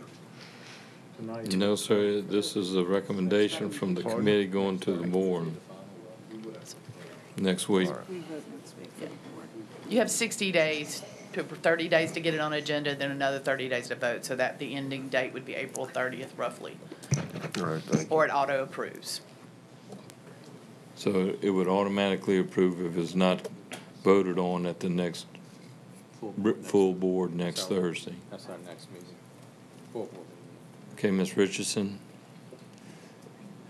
Ms. Prevost, I do want to thank you. These spreadsheets are impressive. You've done a lot of work, and I did want to acknowledge that, and I apologize I didn't do that initially, but I did have a question for you. When you say we do get a return, when does that occur? In 10 years? Because you're, to Mr. Nation's question. 269, okay, the total tax, projected tax for this is a 10-year project. Okay. The total tax, if we got 100%, would be $1 million over 10 years. Over 10 years. If we do an Okay. 80% ITEP, you're gonna lose 802 for the 10 years. Right. But we still get 266 immediately. 20% is on the roll. But after 10 years, the whole project comes back on. We have the full value then. I understand. Assuming they get the 5-year renewal. So it's I gotcha. 5 and then another 5. Very good. Thank you. I appreciate that. Okay, I'm gonna ask a couple of questions. I've been letting y'all get y'all's questions in, so wanted to confirm, this, technically, it's a 5-year with a 5-year renewable option. That's correct. So we're voting on the first 5. If we were to vote, we could vote for the 5 years, and then, what happened, what do you mean, shaking your head? No, you're saying? No, they'll go to the, Jake may be better to answer this, he knows the more specifics, but they'll go back to the Board of Commerce. See if we can get him to come to the podium. They'll go back to before the Board of You gotta step to the microphone so we get you on record, Jay. And make sure you hurry before you beat Chris to the microphone, you hear, so. Right. He did great. Yes, so tonight you were voting essentially in effect for the full 10-year benefit, at least as it concerns the locals. After the first 5 years of the project, it goes before the Board of Commerce and Industry for the renewal for that next 5 years. So tonight you'd potentially be approving or denying for the full 10 years. You should look at the project for the full 10 years. Okay, and then what you were talking about, it coming on an annual review, is that done by the Board of Commerce or done locally? That's done. And who would have the authority to revoke it or whatever? The annual review is done by Louisiana Economic Development, and then we also have our own local efforts in place to monitor that compliance. If they're found to be in default, the locals, you're notified, you have then the provision to make the clawback. The Board of Commerce and Industry only gets involved at that stage should you make a recommendation that the company no longer have the benefit. Does that answer your question? Yes. Okay. I thought we were doing 5 years with an option for 5 years, not 10 years straight up. Okay, Mr. Bro. Yeah, in fairness, it's not just the property tax. There are additional revenues that we gain from the initial use tax and building and construction. There's payroll. A certain percentage of that will go to sales tax from new employees. So, I mean, all of that has to be taken in consideration. I have the numbers for 5 years. The 5-year number of tax, property tax only, is $701,000 total. And the first 5 years, they'll be paying $140,000, and we will be giving up $561,000. Okay. All right. And my final comment, if I could go back, and Terry, if you would, when you look at the assessed rate on property versus commercial versus residential, Yes. my understanding is that residential is assessed at 1.0. Correct. Or 0.10, Right. and commercial is 0.15. That's correct. So businesses are paying 50% more in assessed value based on how we calculate millages. Correct. Is that correct? That's correct. So in essence, when the general public, a private citizen is looking at it, they get their homestead exemption if it's their home, and then the difference is then assessed at the 0.1, whereas a business has no homestead exemption, and they're paying, 0.15. Correct. So I just, just so we all understand, this is all very new to everybody up here because the state has bestowed us this great authority, and without any guidance whatsoever or input from them. Thank our local representation again. But it's difficult because it's kind of the first ones out of the box for us to wrap our heads around. Okay, Ms. Lamey, I got through seeing my stuff, so. I wasn't going to speak on this because it is not my area of expertise, and so you can't. Yeah, Ms. Page was, I thought I was talking into the mic, but apparently I wasn't. It's not my area of expertise, so I don't have the passion that I do for pizza parties. But I do want to say that in campaigning, I was asked questions about this program and how I felt about having the responsibility on the local level. And although this might not be a popular response, I'm going to tell you that I don't like the responsibility because it's not my area of expertise. And I feel that I can see both sides. I mean, who wants to give up money that we desperately need for our school system? And at the same time, what better way to enhance our community than to have businesses come and expand and offer more jobs. So it's a difficult area for me, and so I'm looking to you guys who are on that side to share your expertise. Thank you. Mr. Hersey. I'd just like to ask one question. Was this done through our reps, or was it done by executive order from the governor giving us the authority to oversee this? It was an executive order. Okay, sorry. thank you for the clarification. It was the governor who did it then. Okay, Ms. Heinz. But it was in an effort to try to give more local control. Just, I'll throw that in. While it is become somewhat of a burden on us, we do have people who have, Terry has researched this very much, and she's given us a lot of good information. And then we have St. Tammany Corp., who's given us information, and then the representatives from the companies who are here. So while we're not pleased to have this responsibility, at least we do have some support with it. And Thank you. That's just my observation. Okay, Mr. Betancourt. There's a lot of people that would be against something like this. They're not against their own tax break when they get their homestead exemption and stuff. And, that might be an interesting figure to come up with. How much money are we losing from all of us homeowners that we get it's not a 5-year or a 10-year. We get it for basically our whole lives or once we own a house. So I just find that a little bit hypocritical at times where we think a business is getting away with something when they're enhancing the community in the long run. And we don't want to give them a break, but we sure like our own break. Thank you, Mr. Betancourt. Is there any more questions from the board, because, I was going to move the previous question. well, I'm going to let the Well, public have a comment before we do that, Mr. Nation, if that's okay. All right, I'm going to ask that anyone in the audience would like to speak to the issue before we go to a vote, please. Is this for each one? No, it's individually. Okay, gotcha. Go ahead, sir, I'm sorry. All right. This is on diversified. This is the one we're talking about. Yes, let me introduce myself. My name is Peter Smith.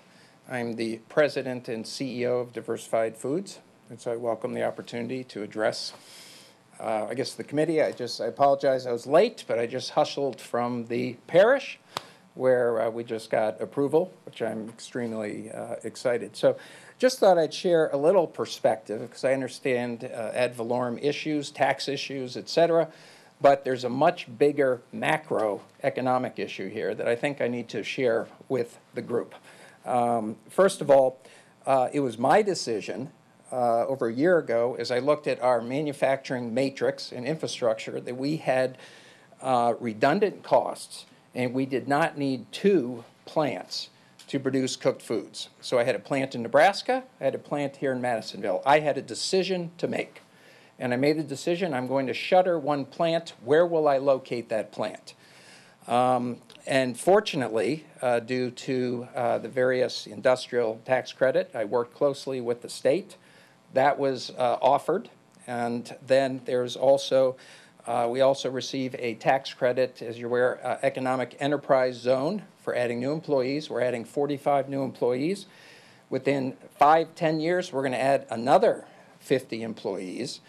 And in addition, the state came forward and offered us a $500,000 grant. So between the grant, economics, and the industrial tax credit, I made the decision to shutter the plant in Nebraska and relocate it to Madisonville, which I thought would be wonderful, and that we would get tremendous applause from the Madisonville, from this community in the parish. Obviously, I'm not very popular in Nebraska right now, so I will not head back to Nebraska for some time. Just to give you an idea of the vision in terms of what you're deciding, because it's much bigger than this issue, and whether it's $800,000 of tax revenue or $200,000. I have been with the company for 6 years. When I arrived here, I made the commitment to Al Copeland to double the size of the company. We have just done that. We have doubled the size of the company.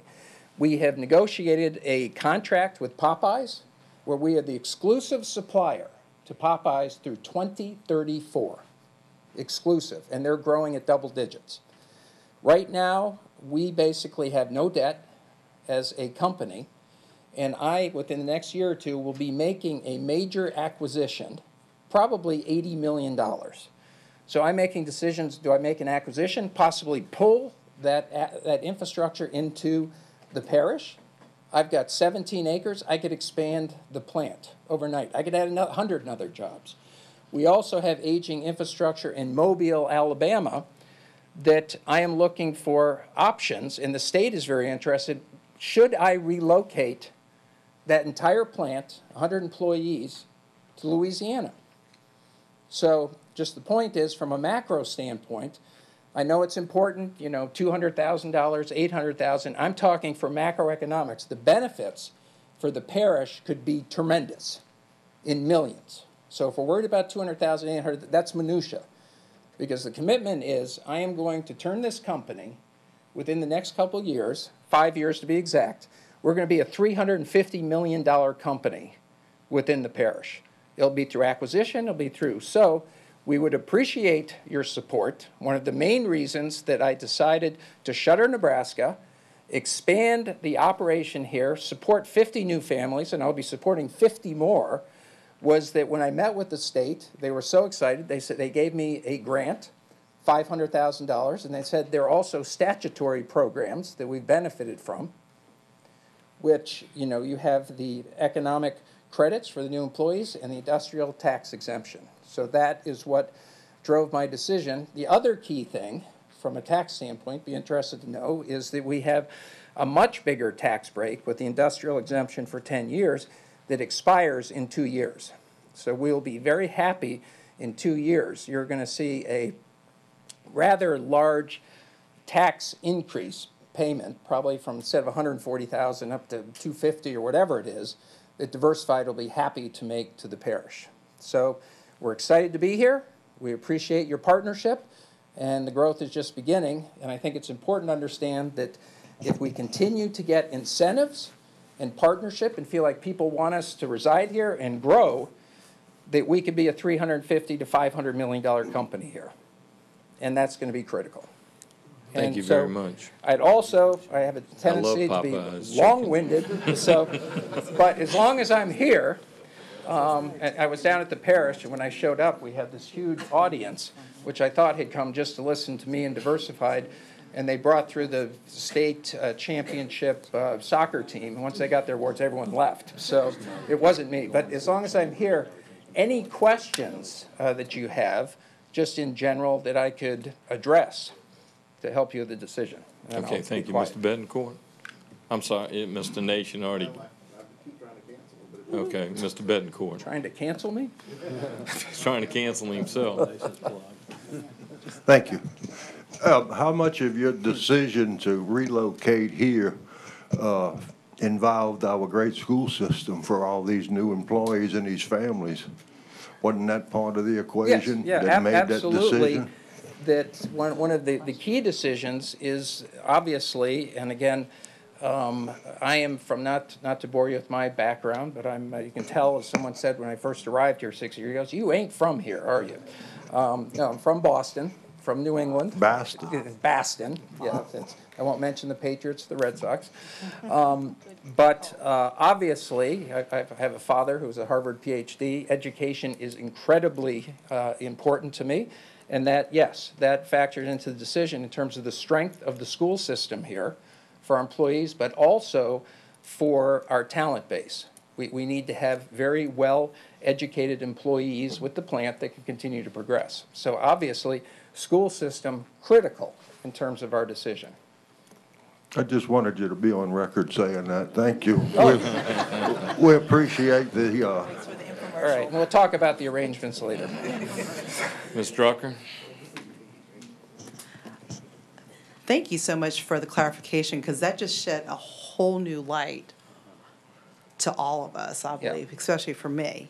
And I just wanted to make sure that this ITEP expires in 2 years. 2 years. Out of the 10 years, 8 years have been used up already. Right, and it's a much bigger chunk than this. So it will be, if you're worried about, taxes and revenue, which is important, I understand, we will be making a much larger contribution in 2 years. And then, obviously, I don't need to state the obvious, but if I had not decided, based on the incentives, to expand, to add 20,000 square feet to the plant, to add 50 more employees, I wouldn't have done it here. And so that the tax increase would have been moot. There would have been none. Right, it'd been zero. Yeah, but the one thing I would encourage you, and then I'll be quiet, I've gone over my 5 minutes or whatever, is that as a president and CEO, and my background is, I am ecstatic to have come here to manage this company. My background is big companies. I have been CEO of multi-billion-dollar food companies. So, but I'm excited. I came down here for a reason. I like the area. It's a little company. I think I can grow it and have fun. But these incentives are critically important, and I would encourage you that there's a much bigger picture, and that is economic development, economic health of the parish, maintaining jobs, expanding jobs, and if you did a full macroeconomic analysis, I mean, you're talking millions of dollars in the benefit. And then if I relocate another plant here, an 80 million pound plant with 100 new employees, I'd like to see the financial calculation on the impact that would have on the ad valorem tax. I think just for point of clarification, they currently have ITEP that's going to expire in 2 years. Correct. And then that is the increased amount of taxes that you're going to see come in line, even though this one is for the next 10 years. So they would have multiple ITEPs in place. Because there's 8 existing, correct, right now that you have. Exactly. Now, there was also one question. I'm sorry, I forgot my glasses here. Ms. Heinz, I think. Did I mangle your name? But that since we, in terms of auditing this in terms of the new jobs. Since we have a $500,000 grant through the Economic Development Council and the state, believe me, we are under an electron microscope on that. So we have to justify every single one of those jobs, or obviously we're talking about forfeiting, $500,000. So it's, believe me, we will be managing it very tightly, but it's actually going to be moot, because with the growth that we're planning, we're going to be growing at double digits every year. We're going to eclipse that extra 40. I mean, you're going to have 50 new families working at the plant that hopefully are in the school system here. Thank you. Mr. Bro. Wait, I'm sorry, hold up. Ms. Drucker, you're not through? And I just wanted to share, you are in my district, so thank you very much for deciding to place your plant in my district, in Madisonville. Okay. Well, I apologize for, people said the Yankee coming down to New Orleans, that my major accomplishment was shutting down I-12 for a full day. So I apologize for that, and will not happen again. Yeah. Mr. Bro? Yeah, first of all, I want to thank you for your commitment to the St. Tammany Parish and bringing in that business. It's a wonderful thing. Yeah. My specific question is, your proposal would have been enhanced if you had some kind of figure for what you spend on sales tax. And I'm wondering if was it just an omission, or do you buy any materials or services in your manufacturing process at a retail level, or do you do it strictly wholesale? No, not at retail. It's wholesale. Okay, that was my question. Yeah. Okay, thank you. All right, and we'd already gone to the public to see if they had any more comments, so we're going to, yes, sir. Jake? I'm sorry, I won't take up much time here. I just wanted to bring some attention to just a couple points really quickly from Terry's spreadsheet. I mentioned in my initial comments to y'all about those larger impacts that these projects have, and we just heard some more discussion on that, but I want to draw attention to the total benefit that we're discussing for this company comes out to just over $800,000 over the full 10 years. That's the benefit amount that we're talking about. And yes, we like to compare that against other taxes raised, like sales tax and use tax, but what we also look at in making these comparisons is this payroll. So if you look down to the 44 new employees hired for this project, there's $1.2 million in new payroll that's coming because of this project. And that's not for the life of the project, that's for 1 year. So the new payroll alone is going to quickly eclipse this benefit. And so I would ask you, and there are other factors on here too, like the $7 million that's being paid to parish vendors as a result of this project that's going to stimulate business for local entities. But I would ask you to, as you make your decision to, we're talking about a much bigger picture than just the taxes here. We're talking about people's salaries, people's incomes, and the things that really make the quality of life for this parish. Thank you. Thank you. If I may, I just want to kind of broaden the scope of what we're thinking about it, because, we're talking about having, business incentives for different types of employment opportunities for our citizens and possibly our students in the future. So I think when you look at this, it is a big picture that you have to try to evaluate. And I know it's new to us to have to understand and comprehend this, but it's easier to understand that if they don't come here, whether you get 100% of nothing, it's nothing. If you get 20% of something, that's more than what you had, and then in 5 or 10 years, you're gonna got the ability to get 100% or even more than what you had originally projected. I mean, as a business person, myself, you have to give a little bit to get something back in return. And I think from our position as a board, and we understand the dire straits that we're in education and in this state and our funding and everything else. But there's also private partnerships that we could possibly look into that would offset some of this cost that we lose. And it enhances our opportunities for not only our constituents, but also our children. So, I mean, there's more, just like we talked about, there's additional benefits out there, and it can be, as long as we nurture it and we do it in the right and positive and transparent way of doing things. Everybody's got their own opinion. I just was sharing mine. It's no big deal, but seeing no other public comments, we're going to go ahead and go to a vote on this diversified food ITEP.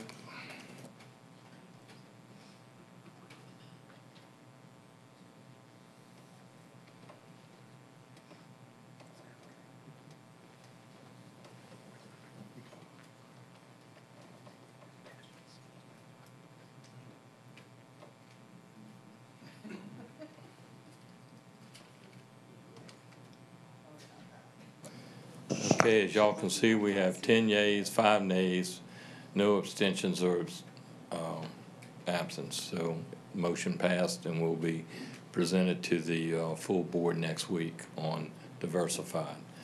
So now we're going to go to the second one, which is consideration of resolution for Dependable Glass Works to participate in the Industrial Tax Exemption Program, ITEP, for a $538,603 new equipment project in Covington. Ms. Prevost.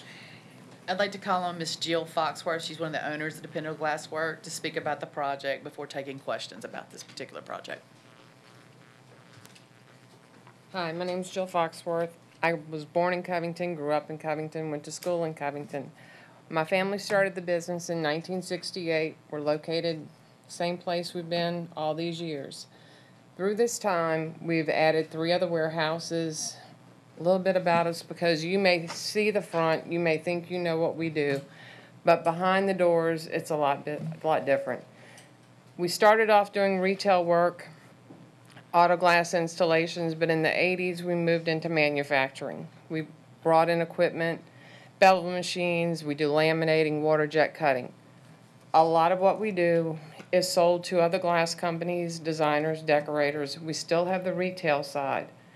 But we've had to be, because of Louisiana, and there's not a lot of large business, there's not a lot of manufacturing for the construction industry. We bring in products from Texas, Tennessee, Alabama, Italy, you name it, it comes in. We decided to make some changes and build a new factory so that we're not outsourcing materials, we're making them here. We're not like Diversified. I don't have 100 employees, but I have 33. And currently, since we put the plant in June, we added 4 new employees. We already started this week running ads for more employees. We've never applied for any program like this before because we've never made this big of an investment. We have had the opportunities to move to Alabama. They've offered us a lot of incentives, but because my father didn't want to leave, and because of our employees we have employees that have been with us 28, 30 years. So we didn't feel like we could pick up and move and still keep the base that made us, and we put that on the back burner. We do a lot of work with the aerospace industry. They're our largest account, and they would love to have us next door to them in Alabama. They would love for us to be sitting there and being their own arm. But we choose to stay in Covington because of the quality of life and because of the people that we have working for us. And this is not a big investment compared to some of them, but for us, this was a huge step and a huge investment to make into our company and to our employees in this area. Thank you. Ms. Prevost, do you have any comments you'd like to interject before we go to the board members? I think the information speaks for itself. I provided, and she gave a good overall of the project. So. Okay, just in summary, it looks like locally we're giving up $18,000 on this project over the course. That's correct, over the 10 years. Okay. And we gained 4508, but the net with sales tax and the different things we get, it would be a proposed gain on this project of $119,000. Right, which is very good for us, so. Okay, I'm gonna turn it over to board members questioning Ms. Heinz. I'd like to make a motion that we accept this proposal for the ITEP. Ms. Foxworth is right when she said that a lot of people don't know what goes on there at Dependable Glass, because I would go to that place when my sons would hit a ball into a window and it would break a little pane. So I would be over there getting my little 18 by 18 piece of glass. And over the years, because it's happened quite a bit, I just became more and more impressed with what I saw in there. And their employees actually started telling me some of the things they did with the glass, and that they had customers from all over the United States and the world. And it's been kind of a joy to see this particular company grow. And I just had to share that with you all, because it's I thought it was very well worth knowing. And I hope the rest of our community will learn that. And thank you for being a part of our community. Ms. Heinz, here. Yeah, you too late. Mr. Betancourt already seconded it, but a good try. Mr. Brogue. Yes, before you sit down, I have a couple of questions. Sure. One is the same question I asked the previous person, is do you do any retail purchases? Yes. In your manufacturing? We do retail sales. We have a retail sales division, and we do retail purchases. And can you kind of guesstimate how much annually you purchase retail?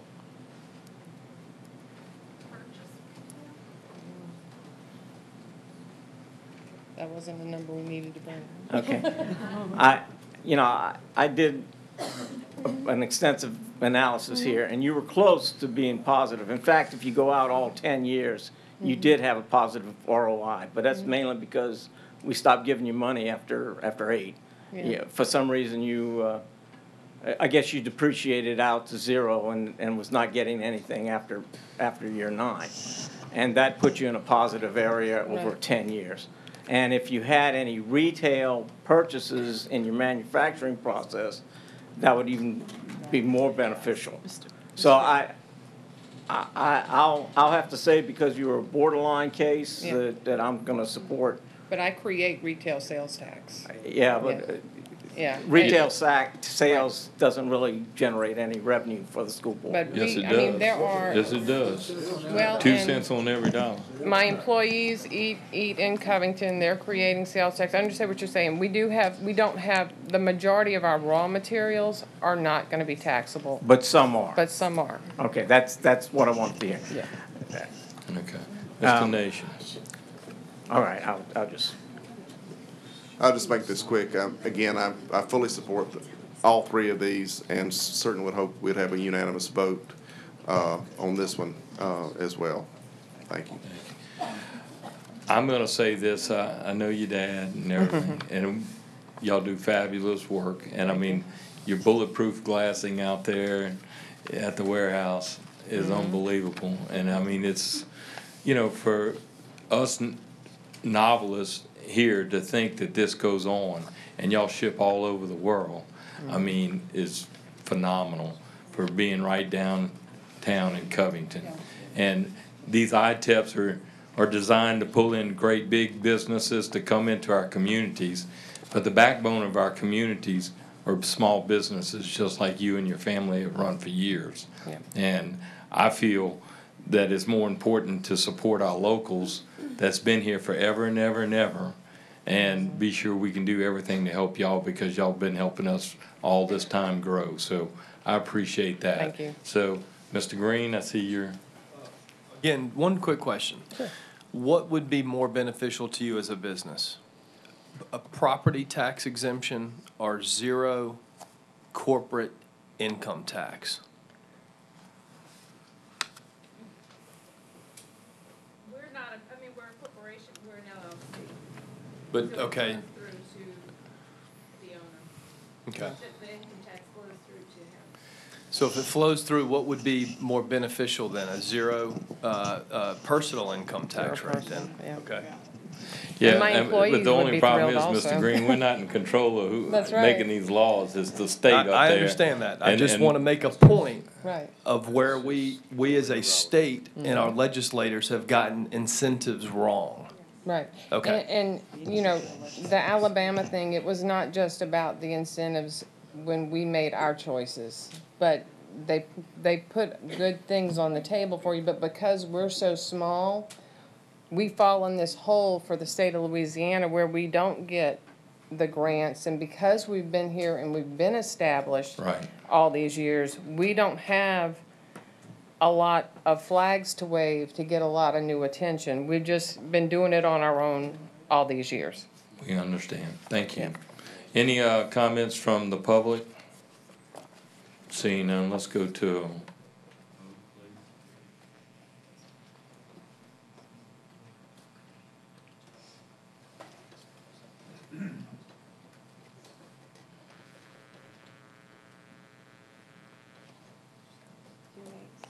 we have 13 yeas, 2 nays, no abstentions, and no absence. So the motion passes 13-2. All right, we're going to go to the last item, which is item C, consideration resolution for Mechanical Equipment Company Incorporated to participate in the ITEP program for $299,250 new equipment and construction project in Mandeville area. Ms. Prevost? All right, I want to call on Riano Siragusa, Executive Vice President and Chief Financial Officer for Mechanical Equipment, to speak about the project.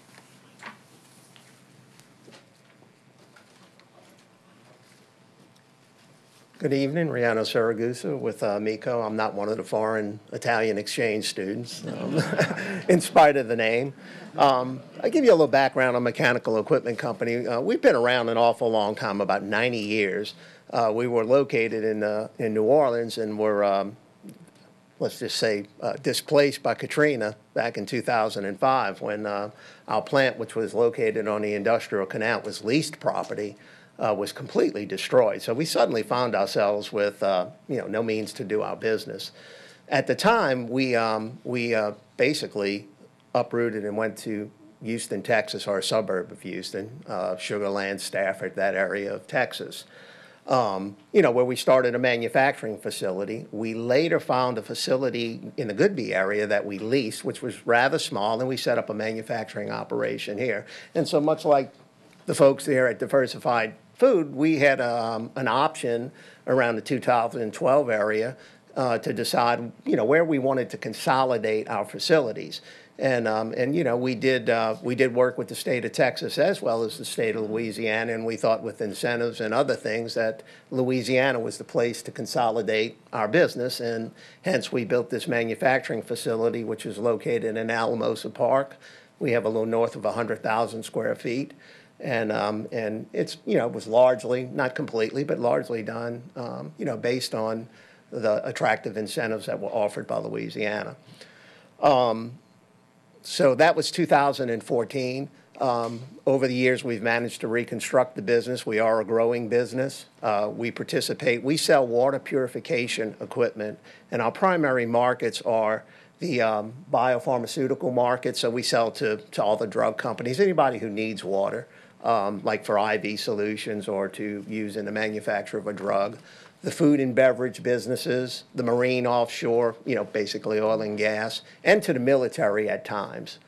Luckily, with the biopharmaceutical business, they've been growing at a very rapid rate. We've been growing right along with them.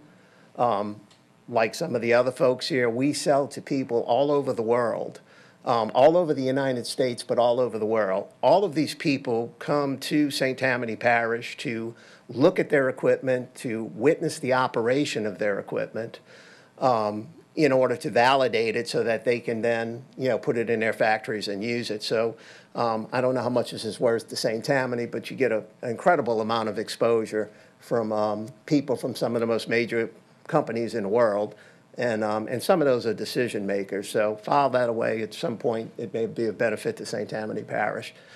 The little project we have on the board with you right now is just simply a small expansion to allow us to do more testing in our facility of our equipment, which is very important, and to do more testing of one of the major components of our equipment, which is our compressor, which operates our equipment. That compressor, which we've designed ourselves, is unique to us, and so it is in a bit of R&D too, and so that expanded testing capability is important to us to further refine that compressor. What we have on the table for you tonight is the addition of 10 jobs because of this, like our friends at Diversified here. We have larger projects in the future and more jobs in the future to come. And that's my 2 cents. If there are any questions? I'm going to start off before we throw up the queue real quick. It says that you got 3 other ITEPs currently. Yes. Is that correct? One was on the original facility when we, when we came on board in 2014. We did an expansion, a 20,000-foot expansion in 2016. And this one, there was some other equipment. This is the latest one, and as we anticipate business to grow, we are anticipating another expansion. Okay, and so are those 8-year or 10-year? Those are 10-year. Okay. Those are 10-year. The original one is will be up for renewal at the end of this year. Okay. The 5 years. That's Right. the 5-year mark. Right. But by 2024, basically, then that ITEP will go away, and Right. then our Correct. property taxes will pick up, and hopefully whatever your construction, whatever and business will increase along the lines. Correct. Okay, I'm going to turn it over to the board for questions. Mr. Nation. Do we have a motion on this? Not yet, but. Okay, Mr. Well, Brogue I have makes the a floor. motion. And Mr. Harrell seconded, All right. or Mr. Nation, I don't know which Well, one it came from. Thank you, Mr. Derman. Terry, again, thank you for all the work you've done. Thank you for everything you do for us here in St. Tammany Parish. I don't know if I made the motion or not. I was going to, since I punched in, but I'm glad there's a motion on the floor, and I certainly wholeheartedly support it, and as I did the other two, and hope we can get a unanimous vote on this. And to Mr. Green's point, again, this is what I agree with everything Mr. Green said, but this is what right now we have to deal with the property tax, and this is one way we can relieve our businesses, and give back and build, as I said earlier, the big picture, which is goodwill, that public education is a partner with private enterprise, and which I certainly believe 100%. So anyway, so that hope we can move quickly with this and adopt it. Thank you. I'll just add, I do support public education. My wife is a St. Tammany Parish school teacher. Awesome. And Mr. Kuzan. I had to throw that in. I'm sorry, guys. Mr. Nation, you're through. Yeah. Mr. Brogue. I want to say that of the 3 tonight, this is the only one that showed a positive ITEP based on the revenue from the taxes and the other components that we would get. I think it's mainly because you're offering 10 jobs with substantial payroll, right? And it's based on less expenditure on your part, $299 or $300,000 facility. But anyway, I want to thank all of the ITEP proposals because I really want to have jobs in this community. I think it's a need that we have. And I fully support this proposal. Mr. Kuzan. I call for the question. We're going to have public comments before we do that. Anybody in the public want to speak? Seeing none, now we'll go to the vote. Thank you.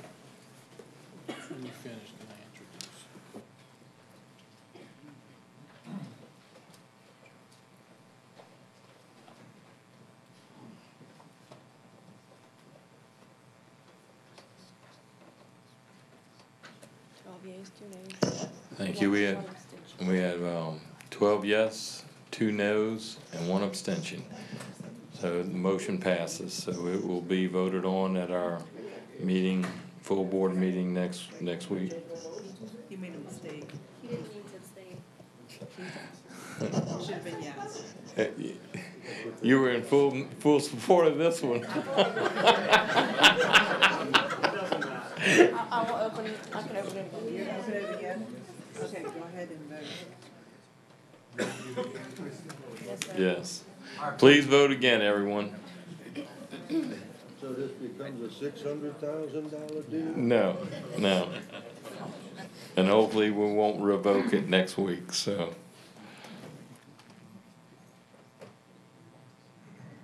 Okay, we got 13 yeas this time. Very good. Okay, motion passes. Mr. Foltz. Mr. Durham, if I could, I know we've been here a while, but board members, before we leave, I'd like to introduce Chris Massengale to you guys. Chris is the new CEO of St. Tammany Corp. And has hit the ground running, done a lot of good things. We've been involved as partners. Regina and I actually were part of a 2-hour roundtable just the other day with workforce development, with career tech. I've never been in a single function that Chris hasn't been a big cheerleader for this public school system, so I'm looking forward to continuing our work together. We have a lot of good work that we can do together with workforce development, with career tech, and other areas across this parish that will benefit all of our students, whether they be college, career ready, or to the military, and Chris is going to be a big part of that. So we're looking forward to our work together. And thank you for being here. Thank you, Mr. Foltz. Thank you, Chris, for what you're doing. And I'm sure we'll be bending your arm as time goes along as well. We appreciate it. Ms. Lamy? Was it Jake? Is that your name? I just wanted to thank you because you were very thorough. I understood everything, and you gave me a clear perspective, so it really helped me with my voting. So very good job.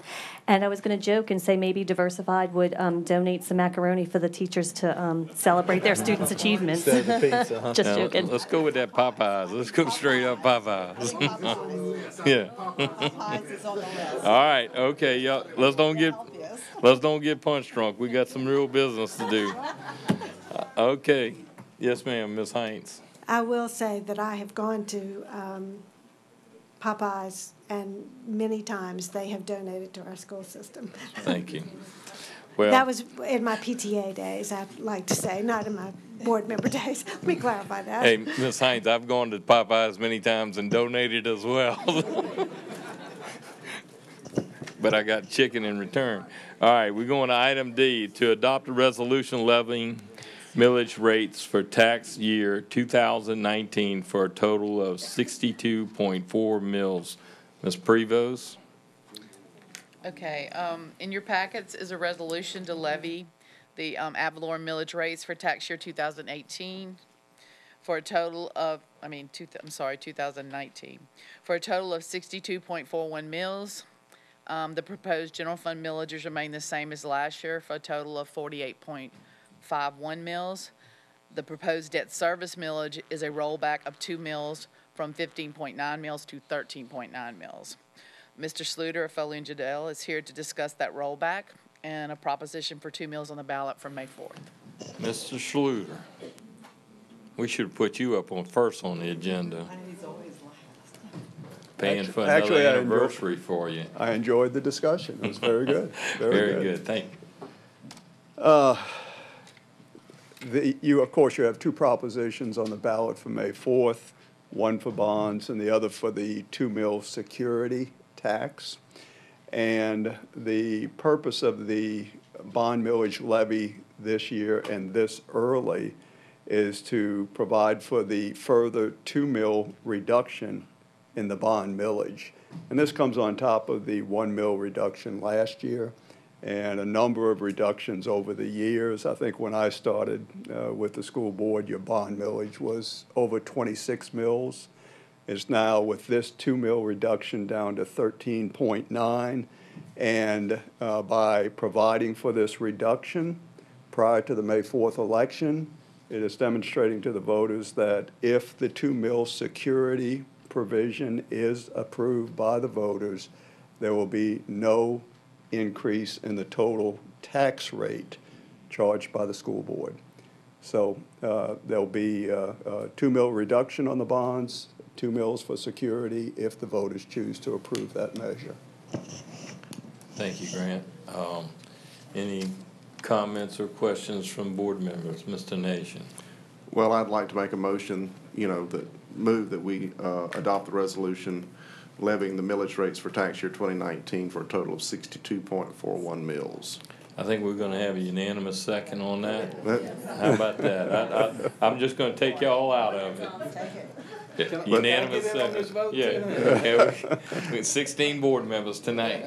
That's right. But I would like to say, again, Grant's always good to see you, because you always bring us good news. And thank you for the work you've done for the board for many, many years, even before I got on, 4 years ago. But I, again, want to embarrass Terry one more time because, it's our credit rating that allows us, our Standard & Poor's rating that allows us to enjoy very favorable bond rate, interest rates and even premiums at times. So without that, it would be a little bit harder to do. And I have said, again, those same bond presentations that we do enjoy. A couple of years ago, I asked you this question, and I always get a kick out of knowing that we enjoy a better credit rating than the state of Louisiana. So, You do maintain your AA bond rating with Standard & Poor's, and accordingly, whenever you sell your bonds, you sell them at the rock bottom lowest interest rate for school board credits in Louisiana. There's no question about it. Great, thank you. Thank you, Grant. Just to reiterate the fact that we're rolling back those 2 mills out of our construction, and what we're doing is we're going to ask to rededicate those two to our SROs and our mental health providers for permanent funding for those items, which is going to be a no net increase in taxes. It's going to be the exact same millage that we're currently assessing this past year. That is absolutely correct, and you will recall that is exactly what the school board did at the last bond election. In 2013, you had a reduction in the bond millage, an additional tax for additional operations for the school system, and you did not increase the overall tax rate. And as a matter of fact, you not only did not increase the overall tax rate, but you've continued to decrease it in subsequent years. So again, the bond millage, when I started coming out and meeting with you, was over 26 mills. It's 13.9 today. And you've had major bond issues to maintain your facilities, and at the same time, you've been reducing your millage over these years. Thank you. Ms. Prevost, do you have the exact amount of money that we're saving those taxpayers? At the current roll value, we don't have the new roll, of course. It's about $47 million annually. Annually. Thank you. This board and this school system has done a great job in managing our taxpayers' dollars and still providing a great public education for our children. And everyone before us and the ones that are sitting on this board, our retirees and everybody need to be well commended for the job they had done far before many of us got here. But we've been good stewards, and we thank our taxpayers for supporting us and our children. So thank you. Okay, anyone else in the public would like to speak? No? Ms. Lamy, are you wanting to speak? I was really going to do it after the vote, but I just want to give a shout out to the ladies that I saw present today and yesterday, and you're still sitting here at 9 o'clock. Y'all did a phenomenal job, and thank you for going out to our teachers and our community and just, thanking them for what they're doing and then presenting this for them. So thank you, thank you. Thank you, thank you. And so now we're going to move to a vote, please, if I can close this. Unanimous second? Yeah, we had a unanimous second.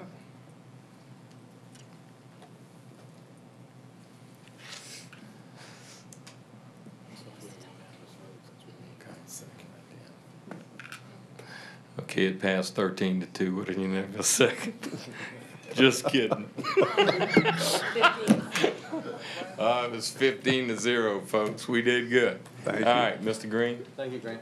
Hey, Grant, Mr. Sluter, can I ask you a question real quick? These Absolutely. are fixed rate notes? They will be fixed rate, yes. Okay, so we don't take any additional interest rate exposure out into the future, and so it's not a part of our debt service coverage, so it's fixed, and we have that projected Yeah. out, so. You'll okay. levy only the bond millage that you need to levy each year to pay the outstanding bonds, and you've been selling those bonds 2.5% to 3.75% over the years, so you have some extremely attractive interest rates on your bond issues. Plus, prior to the elimination of advance refundings, you refunded many of your outstanding school board bond issues. You reduced the interest cost to taxpayers, and that's one of the reasons, in addition to your high bond rating, that you're now able to go out with additional bonds without a millage increase, and also free up some money for the security millage, which I know is very important to you. Thank you, Grant. Okay, now we're going to move on to our monthly financial report. Ms. Prevost. The February financial report was provided to you. If you have any questions, I'll be happy to answer them. Any questions for Ms. Prevost? Seeing none, monthly purchasing report. You have the purchasing report. Ms. Janet Stevens is here to answer any questions. Any questions for purchasing? Seeing none, we're going to go to announcements by the board president. Ms. Heinz. Thank you, Mr. Durman. The announcements this evening are the April 11th board meeting will be held at the Brooks Educational Complex in Slidell at 7 p.m. There will be no entertainment prior to the meeting. The second announcement is there will be a special board meetings on Tuesday, April 16th and Thursday, April 18th, beginning at 5 p.m. for interviews. That's it, and it's here. Thank y'all very much. We're adjourned.